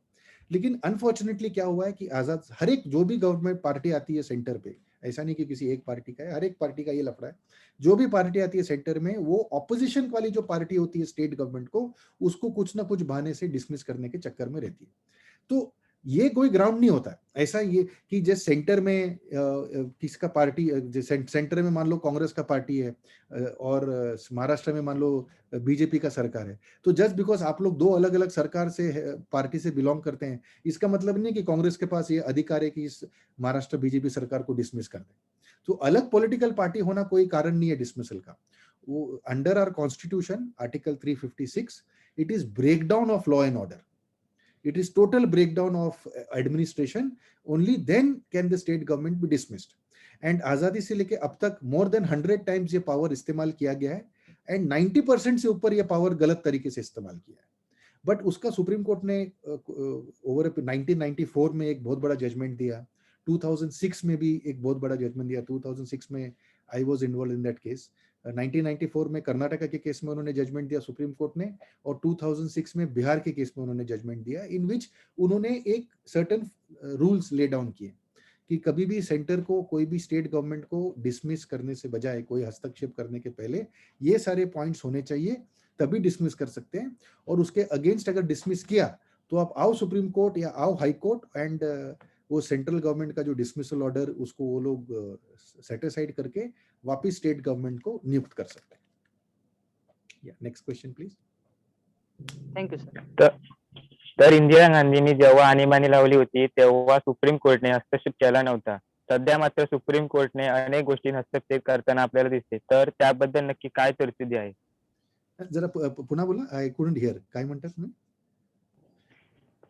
तर इंदिरा गांधींनी जेव्हा आणीबाणी लावली होती तेव्हा सुप्रीम कोर्टने हस्तक्षेप केला नाही. इमरजेंसी ना, हाँ नहीं, तेव्हा नहीं केला. That's right, you are right, but that is, वो बहुत पुराना कहानी हो गया ना, वो तो 1970s का है, आज से 45-50 इयर्स पहले की बात है. उसमें सुप्रीम कोर्ट ने इंटरफेयर नहीं किया था, लेकिन उसके बाद फिर बहुत सारे ऐसे सिचुएशन हुए हैं जिसमें सुप्रीम कोर्ट ने इंटरफेयर किया है, हाई कोर्ट्स ने इंटरफेयर किया है, वो लोग ने लॉ लेट डाउन किया है. सो ऐसा नहीं है कि हमेशा सुप्रीम कोर्ट ने या हाई कोर्ट ने करके कुछ मदद किया है, कभी कभार वो लोग ने नहीं भी किया है. बट ब्रॉडली ऐसा नहीं है कि हमारे पास उसका कोई सोल्यूशन नहीं है. मतलब ऐसा नहीं कि मतलब गलत तरीके से सेंटर ने किसी भी स्टेट गवर्नमेंट को डिसमिस कर दिया तो कोई लीगल कोई हमारे पास सोल्यूशन नहीं है, लीगल कोई हमारे पास रास्ता नहीं है, ऐसा नहीं. लीगली है, सुप्रीम कोर्ट ने बताया है. कभी कभार कुछ केसों में सुप्रीम कोर्ट एक्सेप्ट करती है, कभी कभी नहीं एक्सेप्ट करती है, उसमें आप कुछ नहीं कर सकते. जैसे कोई एक मैच होता है, कभी आप जीतते हो, कभी हारते हो, तो अगर तो you have to accept it, victory as well as defeat in the same manner. You should not this thing. Sometimes, many times we lawyers also not able to convince the court, not able to tell the court ki what is the issue, क्या है क्या नहीं है. So वो solution है, उसका एक समाधान है, एक रेमेडी है. ऐसा नहीं है कि मतलब सरकार, सेंट्रल गवर्नमेंट जो चाहे वो कर सकती है और हम लोग नागरिक लोग कुछ उसका सोल्यूशन नहीं कर सकते. थँक्यू. सर, मूलभूत कर्तव्य, अधिकार आणि मार्गदर्शक तत्वे यामध्ये काय फरक आहे? फरक एवढाच आहे की मूलभूत कर्तव्यामध्ये इफ दॅट इज व्हायलेटेड, जैसे fundamental rights and fundamental duties. Fundamental rights मध्ये अगर वायलेशन होतं तो you can directly approach the court. Fundamental duties मध्ये वायलेशन होता तो you can't approach the court. That is one of the major things. मतलब constitution जब बनाया वो लोगों ने, तो उन्होंने क्या किया कि फंडामेंटल राइट्स का एक चैप्टर रखा जो कंपलसरी है. मतलब उसमें से अगर कुछ भी वायलेशन होता है तो आप सीधा कोर्ट जा सकते हो. जैसे आर्टिकल 14 है, एक सेक्शन नंबर 14 है हमारे कॉन्स्टिट्यूशन में, जो कहता है इक्वालिटी होना चाहिए इंडिया में.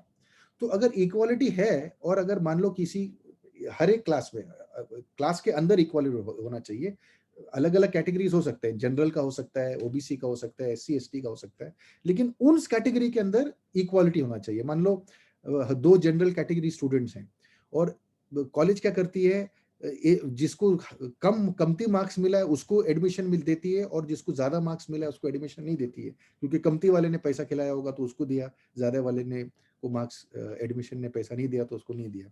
तो you go to the court में जाओ एंड कोर्ट में बोलो कि देखो जो फंडामेंटल राइट्स का जो हमारा चैप्टर है कॉन्स्टिट्यूशन में, part 3 of our constitution, that is article 14, ये सीधा उसका वायलेशन है कि ये डिस्क्रिमिनेशन किया है कि मेरे को ज्यादा मार्क्स मिला है लेकिन मुझे एडमिशन नहीं दिया और मुझसे कमती मार्क्स वाले को एडमिशन दिया है. तो कोर्ट बोलेगी यस, यू आर राइट, ये गलत है, ये नहीं हो सकता है. तो जो आपके नीचे वाले को जिसको एडमिशन दिया उसको कैंसिल करके आपको एडमिशन मिलेगा. ये हो गया हमारा फंडामेंटल राइट्स. लेकिन एक अलग चैप्टर है ऑन फंडामेंटल ड्यूटीज. अब फंडामेंटल ड्यूटीज में वो अगर वो कंपलसरी चीज नहीं है, अगर आप उसको फॉलो करते हैं तो बहुत बढ़िया.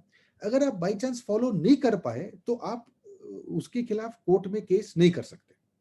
फॉर एग्जांपल फंडामेंटल ड्यूटीज हैं या directive principles of state policies जिसको हम लोग कहते हैं इन पार्ट 4A, कि दीज आर दी एक गाइडलाइंस, एक ब्रॉड गाइडलाइंस दिया हुआ है कॉन्स्टिट्यूशन को, ऐसा होना चाहिए। अगर आप कर पाओ तो ठीक है, नहीं कर पाओ तो नो प्रॉब्लम। फॉर एग्जांपल एक उसमें एक है कि uniform civil code, that there should be uniform civil code all over the country, but it's a part of directive principles of state policy, it's a part of your, it's not a part of fundamental rights. अगर मान लो पूरे country में direct uniform civil code नहीं होता है तो उसके against आप कोर्ट नहीं जा सकते हो। आप कोर्ट में एक पिटिशन एक नहीं फाइल करके नहीं बोल सकते हो कि भाई पूरे इंडिया में यूनिफॉर्म सिविल कोड लाओ। क्यों? क्योंकि वो पार्ट 3 का हिस्सा नहीं है, जो फंडामेंटल राइट का उसका हिस्सा नहीं। जो फंडामेंटल राइट वायलेट होता है उसके लिए आप कोर्ट जा सकते हो। अगर फंडामेंटल राइट वायलेट नहीं हो रहा है, अगर फंडामेंटल ड्यूटीज या directive principles of state policy violate हो रहे हैं, उसके लिए आप कोर्ट नहीं जा सकते। सो that is one of the basic differences between the two. एक कंपलसरी है और दूसरा नॉन कंपलसरी है। Okay sir, thank you. Any other questions?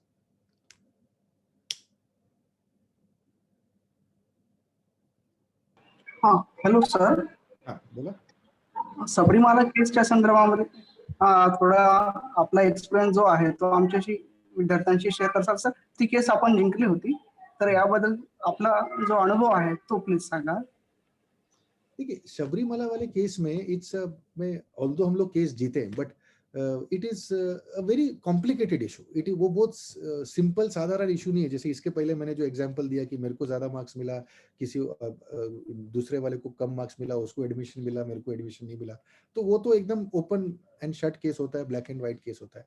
अब शबरीमला में देखो, आपको समझने के लिए दोनों साइड का समझना जरूरी है। जो हम लोगों का साइड का था, जो हम लोग ने बोला कोर्ट में, लेकिन एट द सेम टाइम दूसरे पार्टी का भी समझना बहुत जरूरी है। क्योंकि क्या होता है, हम लोग केवल अपना बात समझते हैं, दूसरे पार्टी को समझने का कोशिश नहीं करते। तो अभी दोनों पार्टी ने क्या क्या बोला कोर्ट में।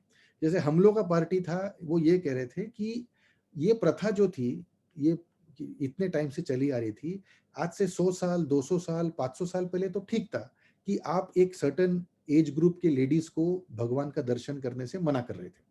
लेकिन आज की तारीख में इन 2021 जब इतना हम लोग प्रोग्रेस कर चुके हैं, इतना हम लोग ने डेवलपमेंट देखा है, आज की तारीख में वुमेन के अगेंस्ट ऐसा डिस्क्रिमिनेशन करना गलत है। जैसे फॉर एग्जांपल, आज से 100 साल पहले सती का प्रथा था, आज से 100-150 साल पहले चाइल्ड मैरिज का प्रथा था, आज से 100-150 साल पहले तक विडो रीमैरिज नहीं होता था। मतलब बचपन में अगर वो विधवा हो गई तो जीवन भर उसको, 8-10 साल में अगर विधवा हो गई तो 90 साल तक उसको ऐसे ही रहना पड़ता था। तो बहुत सारे ऐसे सोशल प्रैक्टिसेस थे जो 500, 1000, 1500, 2000 सालों से चलते आ रहे थे, लेकिन कोर्ट ने उसको बंद किया। टाइम के साथ हम लोग सब चेंज हुए, तो इसलिए हम लोग ने बोला कि ये रूल भी चेंज होना चाहिए। ये आप लेडीज पे छोड़ो, क्योंकि सबरीमला में जो 15 से लेके 50 तक का एज ग्रुप की लेडीज थी, उनको दर्शन करने के लिए अलाउड नहीं था। तो हमने बोला कि भाई ये एक बैन नहीं होना चाहिए, आप लेडीज पे छोड़ दो। वो अगर दर्शन करना चाहते हैं तो उनको करने दो, वो अगर दर्शन नहीं करना चाहते हैं तो उनका राइट है, वो ना करें। लेकिन आप बैन नहीं कर सकते, सबको एक साथ बाहर नहीं निकाल सकते। वो हमारे जो संवैधानिक प्रिंसिपल है, जो कॉन्स्टिट्यूशनल प्रिंसिपल है ऑफ इक्वालिटी, उसको टोटली वायलेट करता है। तो ये हमारा स्टैंड था। जो दूसरी पार्टी का स्टैंड था, और उनके स्टैंड में भी दम था, ऐसा बात नहीं है। They are also very good point. They say कि देखो, ऐसा नहीं कि हम लोग हर एक टेंपल में 15 से 50 के एज ग्रुप की लेडीज को हम लोग एंट्री करने से मना कर रहे हैं। हम लोग केवल इस अयप्पा वाला जो मंदिर है शबरीमला में, केवल उसी टेंपल में मना कर रहे हैं, क्योंकि उधर का जो भगवान है, उधर की जो मूर्ति है उस भगवान की, वो नैस्तिक ब्रह्मचारी है। मतलब वो अपने सामने किसी भी 15 से 50 साल के उम्र की लेडी को वो एक्सेप्ट नहीं करता कि वो मेरा दर्शन करे। और ये हजारों साल की आई हुई प्रथा है, और कोर्ट को इस प्रथा में हस्तक्षेप नहीं करना चाहिए। तो ये उनका स्टैंड था। अब सुप्रीम कोर्ट ने 2018 में भले ही हमारे फेवर में ऑर्डर पास किया और बोला कि नहीं, ये सिस्टम गलत है और 15 से 50 की एज ग्रुप की औरतों को आप एंट्री करने दो। लेकिन अभी तक स्टेट गवर्नमेंट ने, सेंट्रल गवर्नमेंट ने उसको इम्प्लीमेंट नहीं किया। क्यों? क्योंकि एक पॉलिटिकल मुद्दा बन गया ये, क्योंकि एजिटेशन हुआ, झगड़ा हुआ, ये वो वोटिंग इलेक्शन में लोगों का ये है। तो ये एक लीगल और कॉन्स्टिट्यूशनल इशू से हटके ये बन गया है एक पॉलिटिकल इशू। तो और अभी फिर रिव्यू पिटीशन फाइल हुआ है सुप्रीम कोर्ट में। अभी भी सुप्रीम कोर्ट में आगे जाके वो लोग एक बड़ा बेंच फिर से ये केस सुनेगा। कि ऐसा होना चाहिए कि नहीं होना चाहिए, लेकिन जो मेरा एक हमेशा एक है कि ऐसा नहीं कि जस्ट बिकॉज मैंने केस किया तो मैं अपने आप को सही मानूंगा और दूसरी पार्टी को गलत, ऐसा नहीं। मैं आप लोगों को दोनों साइड बताना चाहता हूं कि हमने क्या बोला और दूसरे पार्टी ने क्या बोला, और आप लोगों को ये डिसाइड करना है कि दोनों पार्टी में से कौन सा सही है। यू सी, सो मैं ये नहीं बोलूंगा कि सिर्फ क्योंकि मैंने वो केस किया तो मेरा ही वाला जो हम लोग का लाइन सही है, ऐसा नहीं है। लेकिन मैं केवल ये कह सकता हूं कि देखिए, टाइम के साथ साथ सभी लोग चेंज होते हैं। हम लोग 2021 में, 1921 में देश का क्या पॉलिटिकल सिचुएशन था, क्या कल्चरल सिचुएशन था, क्या सोशल सिचुएशन था, क्या वो 2021 के जैसा था 1921 में? नहीं। 1821 में कैसा था, 1721 में कैसा था, 1521 में कैसा था?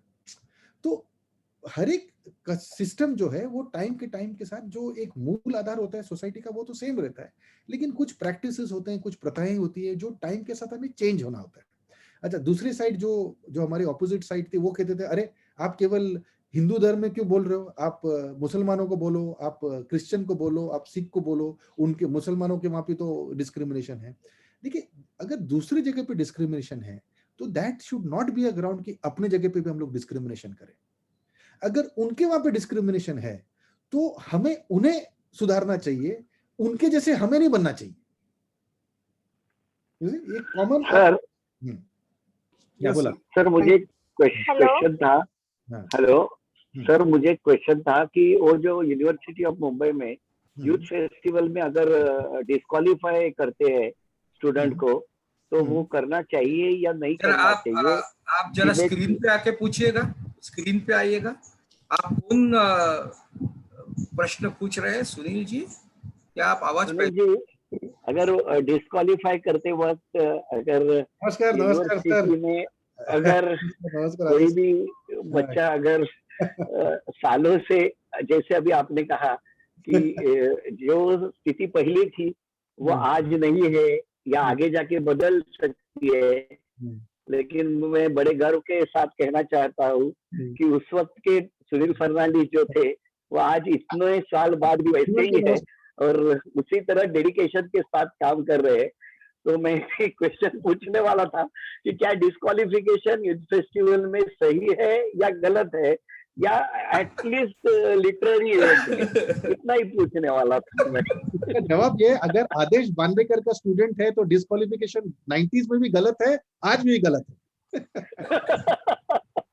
लेकिन अच्छा लगा, मैं अभी एक दूसरी जगह था और मुझे पता चला दलवीर सर के पास कि आज सुनील कनेक्ट होने वाले हैं, तो मैं ऐसी जगह शूटिंग कर रहा हूँ, वहां पे रेंज भी नहीं मिल रही है, फिर भी मैं कनेक्ट हुआ क्योंकि मुझे इतना प्राउड मोमेंट है आज के लिए। और शायद आप यानी बाकी लोग समझ नहीं पाएंगे, मगर दलवीर सर और मैं फील कर रहा हूँ कि आज सुनील फर्नांडीज सर, ऐसे कहूंगा कि सुप्रीम कोर्ट में जिस तरह से काम कर रहे हैं, हम यूनिवर्सिटी ऑफ मुंबई की पूरी यूथ फेस्टिवल टीम की तरफ से हमें बड़ा गर्व होता है। थैंक यू, नमस्कार, thank you, thanks a lot sir, thank you and wish you all the best Sunil. मैं ऑफ एयर जाता हूँ क्योंकि मेरा इमीडिएट अगला शूटिंग है। Thank you, god bless you. Okay आदेश।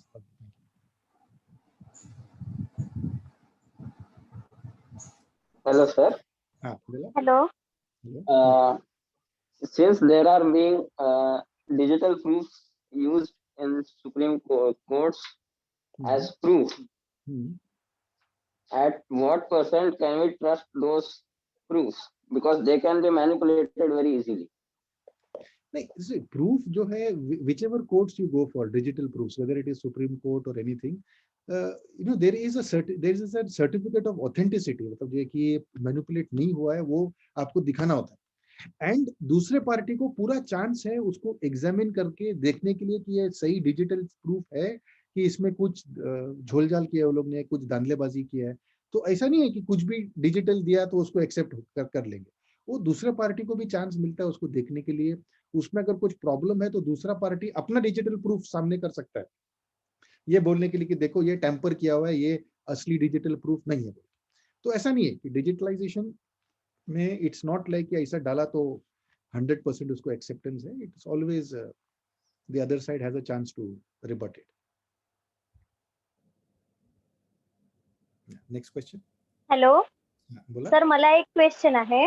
बोला. कलम 370 आणि कलम 35A याबद्दल आपलं काय म्हणणं आहे? हे चुकीचं केलं सरकारने की हे करून आपल्याला फायदा झाला? नहीं आता बघा सी मेरा ये काम होगा आप लोगों को दोनों साइड का व्यू बताने का, है ना. जो कुछ इंडिया में कुछ लोग हैं जो कहते हैं कि 370 एंड 35A को होना चाहिए था, उसको कैंसिल नहीं करना चाहिए था, और कुछ लोग ऐसे हैं जो कह रहे हैं कि वो कैंसिल होना चाहिए. अब कैंसिल क्यों नहीं होना चाहिए था वो मैं आपको बताता हूँ. उनका ये कहना है कि जब 1947 में कश्मीर जो है वो इंडिया का पार्ट बना, तो उस टाइम पे इंडियन गवर्नमेंट ने कश्मीर को एक गारंटी दी थी कि जब तक तुम इंडिया के अंदर होगे तब तक हम लोग 370 और 35A तुमको देंगे.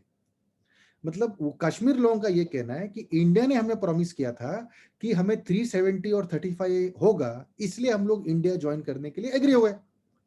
और अब जो है आपने हमसे पूछे बगैर 370 और 35A को कैंसिल कर दिया.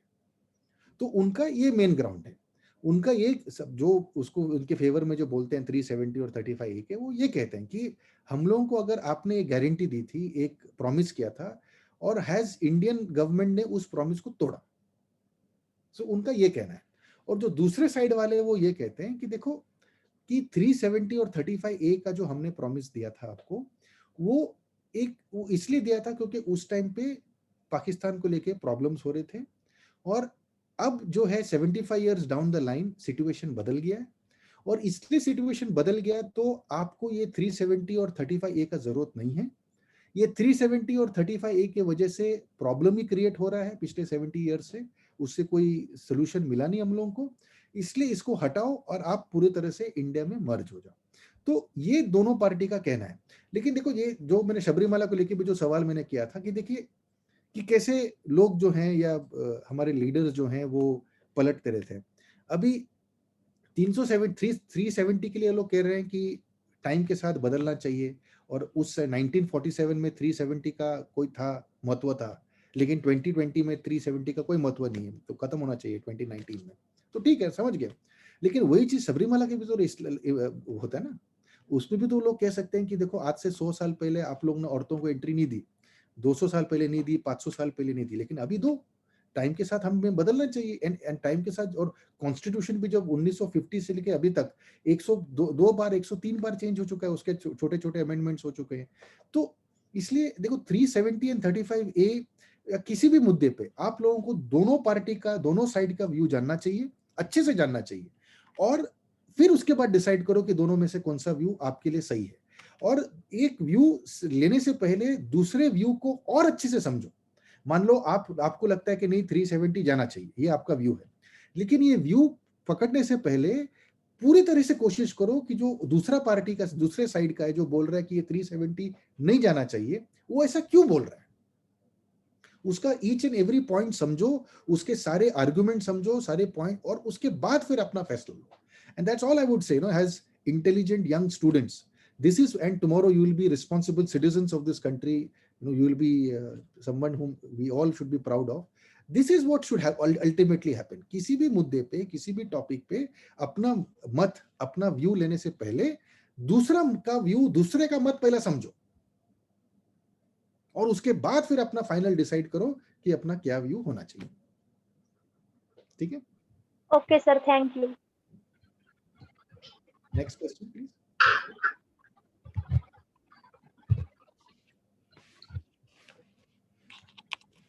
Hello sir, am I audible? Yes, you're audible, please. Sir, political पॉवरचा जो इन्फ्लुएन्स आहे तो ज्युडिशियरी मध्ये वाढत चाललेला आहे. जेणेकरून लास्ट इयर मध्ये जस्टिस, सुप्रीम कोर्टचे जस्टिस, त्यांनी समोर येऊन म्हटलं चाललं देश संकट में जो पॉलिटिकल पॉवर्स आहे, पॉलिटिक्स इन्फ्लुएन्स जास्त वाढत आहे कॉन्स्टिट्यूशन ज्युडिशियल पॉवर मध्ये, तो it is good for it is bad. नाही, कसं गुड असणार, तर बॅडच असणार ना. So it's not a good thing. आता मग सर याच्यावर सर काय परिणाम, म्हणजे याच्यावर काय उपाय काय करताय? उपाय म्हणजे आता but see, it is a problem with most of the state governments.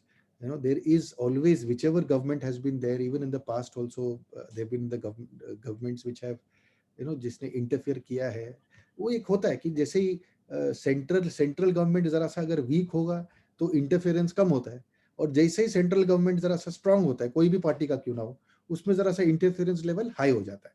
तो अल्टीमेटली इसका सोल्यूशन जजेस के पास ही है, इसका सोल्यूशन आपके पास नहीं है, मेरे पास नहीं है, और किसी के पास नहीं है। उनको इस चीज का सोल्यूशन करना है कि अगर एक लीगल लिमिट है जिसमें सेंट्रल गवर्नमेंट इंटरफेयर कर सकती है, लेकिन अगर उस लीगल लिमिट को पार क्रॉस करके इंटरफेरेंस हो रहा है, तो वो जजेस को आपस में मिलके उसको सॉल्व करना चाहिए। उसमें हम और आप उनके लिए कुछ नहीं कर सकते, वो पूरा उनके पास पूरा पावर है, हम लोगों से कई ज्यादा पावर जजों के पास है। इंडिया में शायद ही ऐसे कोई लोग हैं जिनके पास इतना पावर है जितना जजेस के पास है।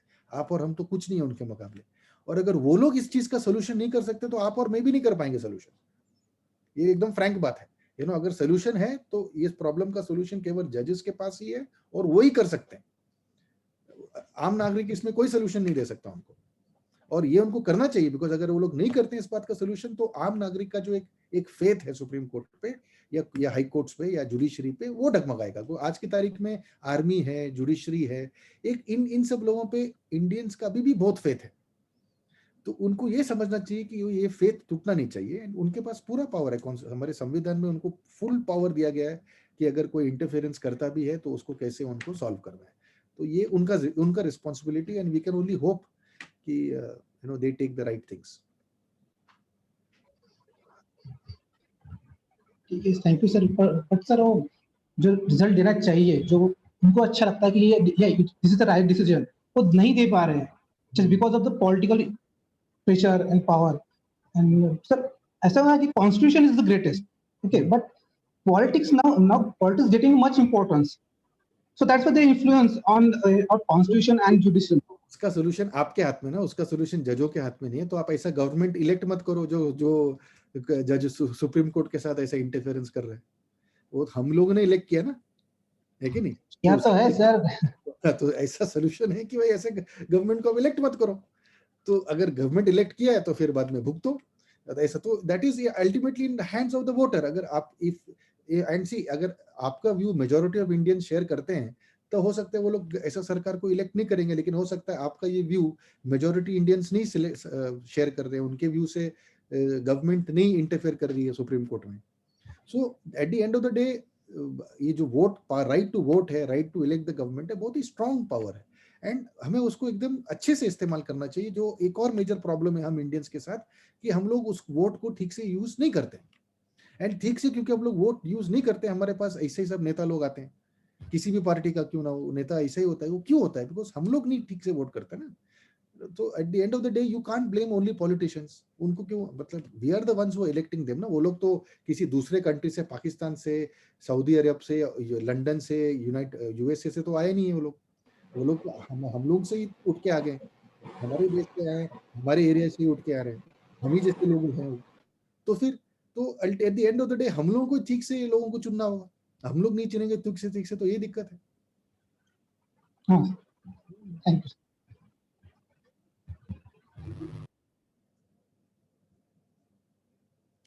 Any further questions? की सर्व मुलांना खूप छान मार्गदर्शन केलं। भारताचे संविधान म्हणजे केवळ त्यातील शब्द नव्हे, तर या देशातील व्यक्ती केंद्रस्थानी मांडून स्वातंत्र्य आणि समतेची आस धरणारा एक जिवंत दस्तावेज आहे। संविधानाची पायाभूत मूल्ये न्यायपालिकेने जपली, पण ती लोकांमध्ये आणि नागरिक समाजातही रुजवायला हवी, याविषयीचे चिंतन ॲडव्होकेट सुनील फर्नांडिस सर यांनी आपल्या द्रविड महाविद्यालयात केले। त्याबद्दल ॲडव्होकेट सुनील फर्नांडिस सरांचे आभार। मी आम्हाला बहुतेक मार्गदर्शन केलं, विद्यार्थ्यांनाही त्यांच्या मनातील प्रश्न विचारण्याची संधी दिली, त्याबद्दल आम्ही तुमचे खूप आभारी आहोत। आदरणीय दळवी सर, तुम्ही ॲडव्होकेट सुनील फर्नांडिस सर यांना आम्हा सर्व विद्यार्थ्यांना मार्गदर्शन करण्यासाठी आपल्या महाविद्यालयात आमंत्रित केलं। सर, तुम्ही नेहमीच विद्यार्थ्यांना महत्त्व देता, तुम्ही विद्यार्थी केंद्रित दृष्टिकोन ठेवता। समुद्रात भरभरलेल्या नौकेला ज्याप्रमाणे दीपस्तंभ मार्गदर्शन करतो, त्याचप्रमाणे नेहमीच तुम्ही आम्हाला मार्गदर्शन करता। सर, मी तुम्हाला विनंती करते, तुम्ही आम्हाला मार्गदर्शन करा।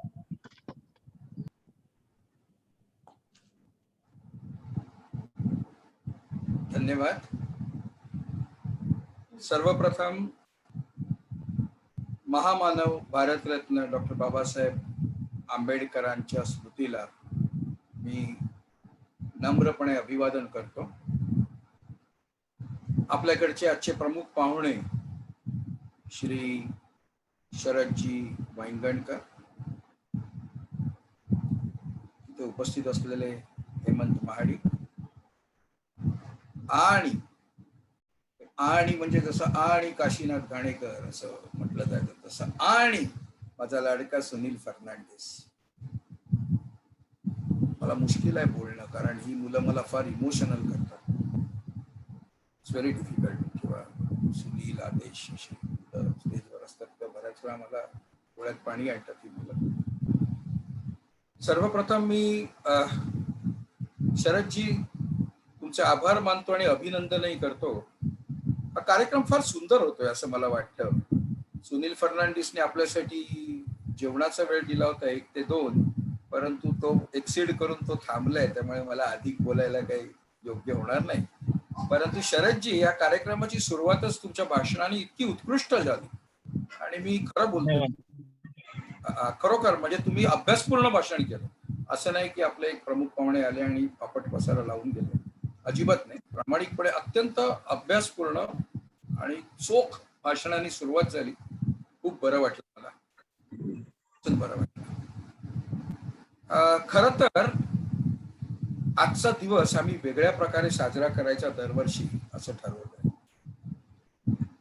बाबासाहेब आंबेडकरांना जर खरी मानवंदना द्यायची असेल तर माझा असा विचार होता, आणि अर्थात ही माझी कल्पना नाही, कारण मी कधीही जर एखादी दुसऱ्याची कल्पना असेल तर त्याला ड्यू क्रेडिट देतो, दुसऱ्याची आयडियाज कधी मी चोरत नाही. तर चिपळूण महाविद्यालयात मी पाहिलं होतं की तिथे 24 तास अभ्यास करायचा असं एकदा त्यांनी कार्यक्रम ठेवला होता. मी प्रमुख पाहुणा होते, 10 वर्षापूर्वीची गोष्ट आहे. मला वाटतं 14 एप्रिल ही तारीखही अशी आहे की तेव्हा परीक्षा आलेल्याच असतात. आपल्याकडे जर 24 तास अभ्यास करायची एक दालन उघडं ठेवलं, ज्या विद्यार्थ्याला 24 तास बसायचे तो बसू शकतो, इतर बदलत जातील, पण असा 1 मिनिटही नसेल की जेव्हा त्या ठिकाणी 24 तासात मुलगा अभ्यास करत नसेल, तर मला वाटतं ही खरी बाबासाहेबांना मानवंदना होईल.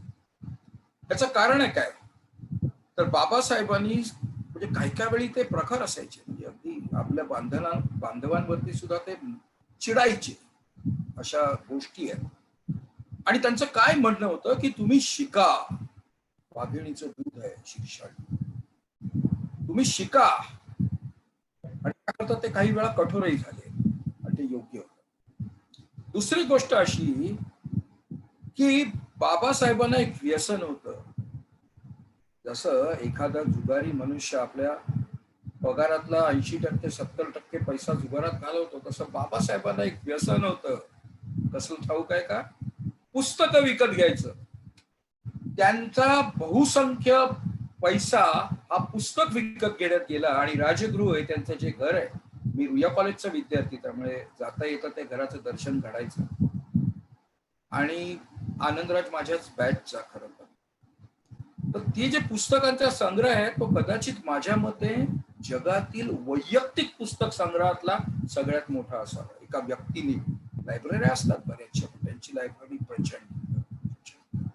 त्या दोघांचा विचार करतात 14 एप्रिल रोजी 24 तास अभ्यास असा उपक्रम असावा असं मत होतं.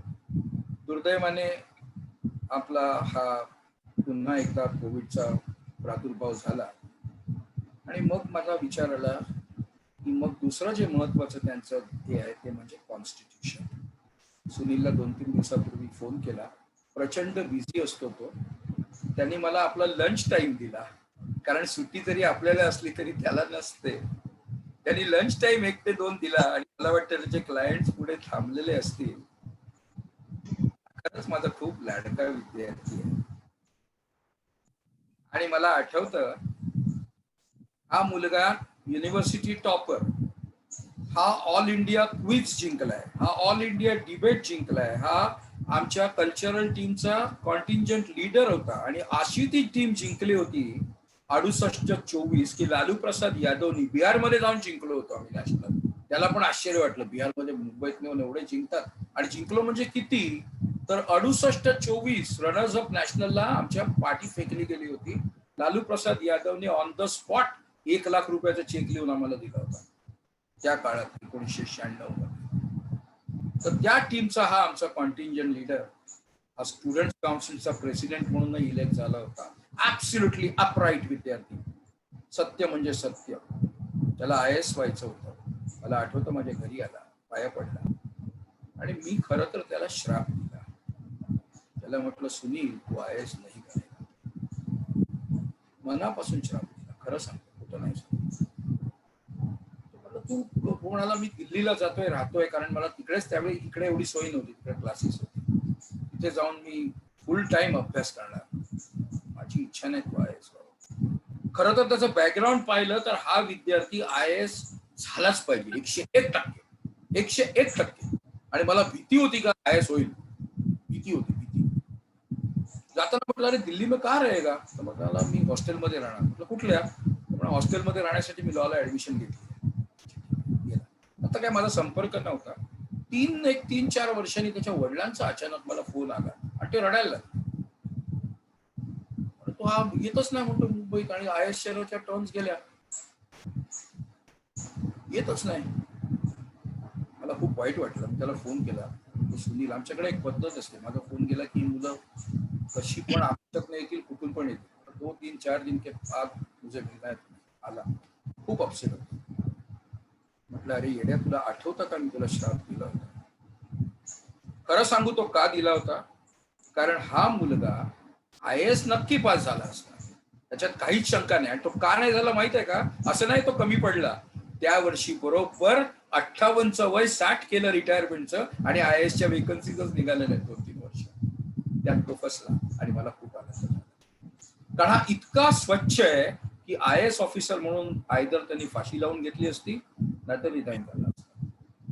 मी त्याला एकच प्रश्न विचारला, तू उधर वो हॉस्टेल में रहने वाला था, लॉ पास हुआ क्या? म्हणाला, हा वो मैं निकल गया. म्हटलं, जा कोणाची पण बॅग पकड आणि सुप्रीम कोर्टात शिर, तुझं भवितव्य ते आहे. आणि खरं सांगतो, ते मी का सांगितलं, हे काही इंट्युशन नव्हे. अरे जो मुलगा टॉपर आहे, जो मुलगा डिबेटर आहे, जो मुलगा क्विझर आहे, त्याच्या समोर कोण टिकणार हो त्या सुप्रीम कोर्टमध्ये? शक्यच नाही. क्विझर असल्यामुळे कुठलाही तो रेफरन्स कधीही देऊ शकतो. उत्कृष्ट डिबेटर, नॅशनल जिंकलेला, त्याच्यासमोर कोण वादविवाद करणार? That was his future. आणि मला अतिशय मनापासून आनंद आहे, माझा सुनील आज खूप मोठा झालाय.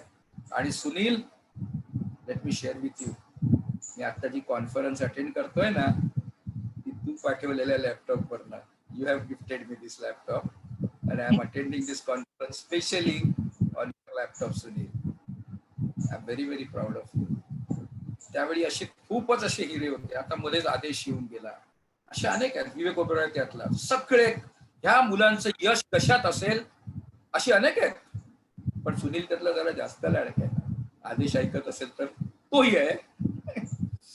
आहेत, खूप आहेत. त्या मुलांचं एकच आहे, ते म्हणजे commitment and loyalty. That's it.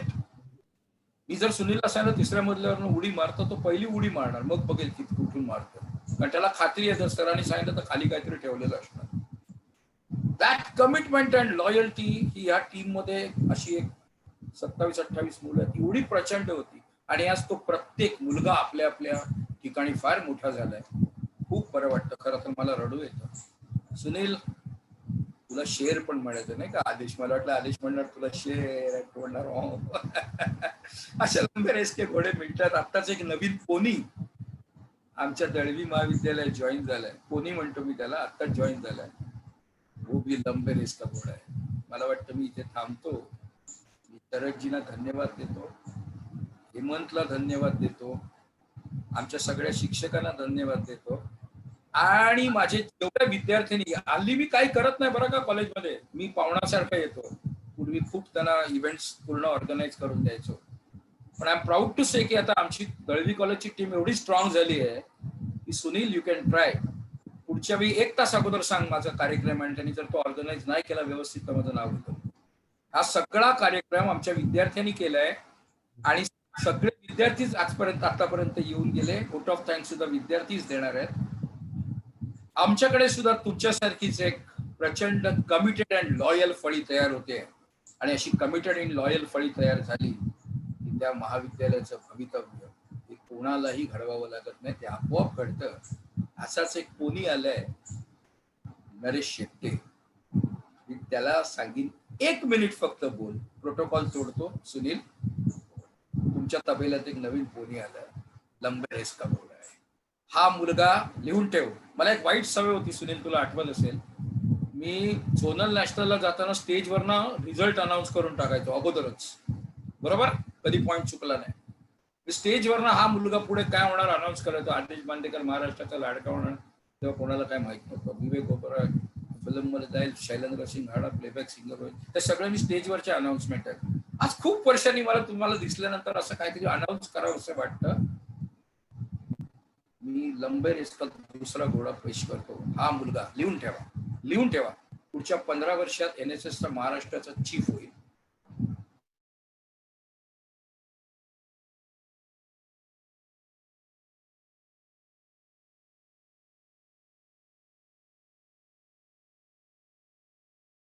Sharat ji, thank you Hemant, thank you Dani, thank you everybody, thanks to all my dear students. Sunil, तुला मी thank you म्हणत नाही. Thank you. Okay. Thank you. मी म्हणतो thank you. तूही म्हणू नकोस.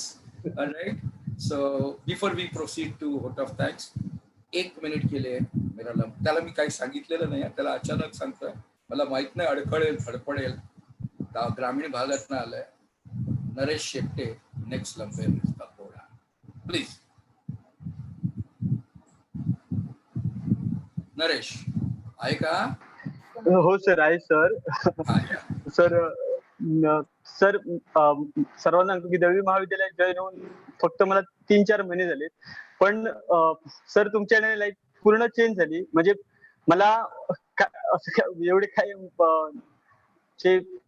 खरं सांगायचं तर एवढे मी स्वतःला एवढा हुशार नाही समजत की सर, पण सरांनी खूप वेगवेगळ्या जबाबदाऱ्या दिल्या. म्हणजे मी कधी कम्प्युटरला हात पण लावला नव्हता, आणि आता जे काय म्हणजे जे काय ब्रोशर होतं ते मला काय बनवायला येत नव्हतं. सरांनी मला सांगितलं नरेश तू ब्रोशर बनवायचं, आणि मी ते बनवलं. सरांनी खूप जबाबदाऱ्या दिल्या.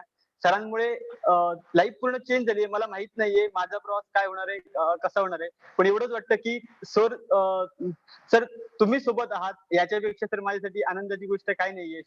सर मी खूप हॅप्पी आहे. आणि सर मी 100% सर तुम्ही बोललात ते 100% खरं होतच सर. आणि सर मी माझ्या परीने खूप प्रयत्न करेन सर. पण सर माझी पूर्ण जीवन बदलून गेलंय सर. मी खूप खुश आहे. Thank you sir.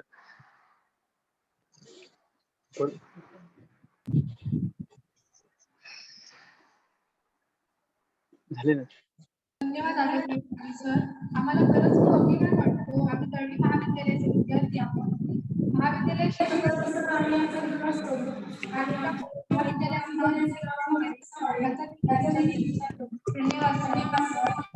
विद्यार्थी आपले खूप आभारी आहोत. आजच्या कार्यक्रमात शेवटचा टप्पा म्हणजे आभार प्रदर्शन. आजच्या कार्यक्रमात उपस्थित असणाऱ्या मान्यवरांचे आभार मानण्यासाठी मी मयुरी पाळेकरला विनंती करते.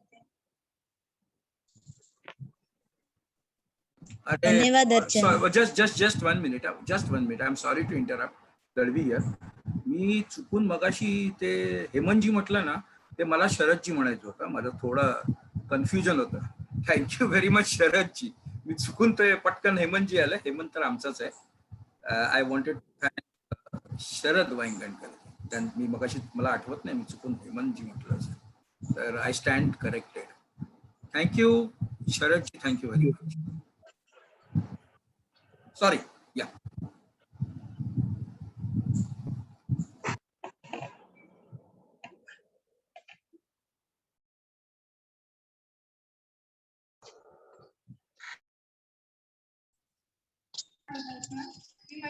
थँक्यू अर्चना. वसंतात येतो फुलांना बहर, तेव्हा फांद्याच होता त्यांचा आधार. श्रोत्यांनी उचलला श्रवणाचा भार, तेच पाहिजे त्यांचे आभार, तेव्हा मानलेच पाहिजे त्यांचे आभार. मुंबई विद्यापीठाच्या विजयलक्ष्मी विश्वनाथ दळवी महाविद्यालयात आज आंबेडकर दिवस हा कार्यक्रम आयोजित करण्यात आला. या कार्यक्रमास सहकार्य करणाऱ्या सर्वांचे आभार व्यक्त करण्यासाठी मी दळवी महाविद्यालयाची विद्यार्थिनी मयुरी पाळेकर महाविद्यालयाच्या वतीने तुम्हा सर्वांचे मनपूर्वक आभार मानतो. आजच्या कार्यक्रमात आपल्या कार्यक्रमातून वेळात वेळ काढून शरद वांगणकर सर हे प्रमुख पाहुणे म्हणून उपस्थित राहिले. सर्वप्रथम मी त्यांचे मनपूर्वक आभार मानते. तसेच आजच्या कार्यक्रमास प्रमुख मार्गदर्शक म्हणून advocate Sunil Fernandes sir, advocate on record, supreme court of India यांनी आमच्या विद्यार्थ्यांना बहुमोल असे मार्गदर्शन केले. मी त्यांचे मनपूर्वक आभार मानते.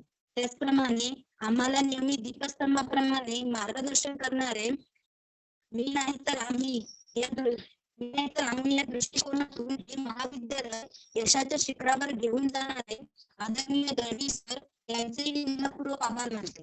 त्यानंतर महाविद्यालयाचे वरिष्ठ प्राध्यापक हेमंत महाडिक सर उपस्थित राहिले, यांचे मी आभार मानते. तसेच आमच्या कार्यक्रमास उपस्थित राहिलेले प्राध्यापक, शिक्षक, इतर कर्मचारी, विद्यार्थी आणि ऑनलाईन माध्यमातून सर्व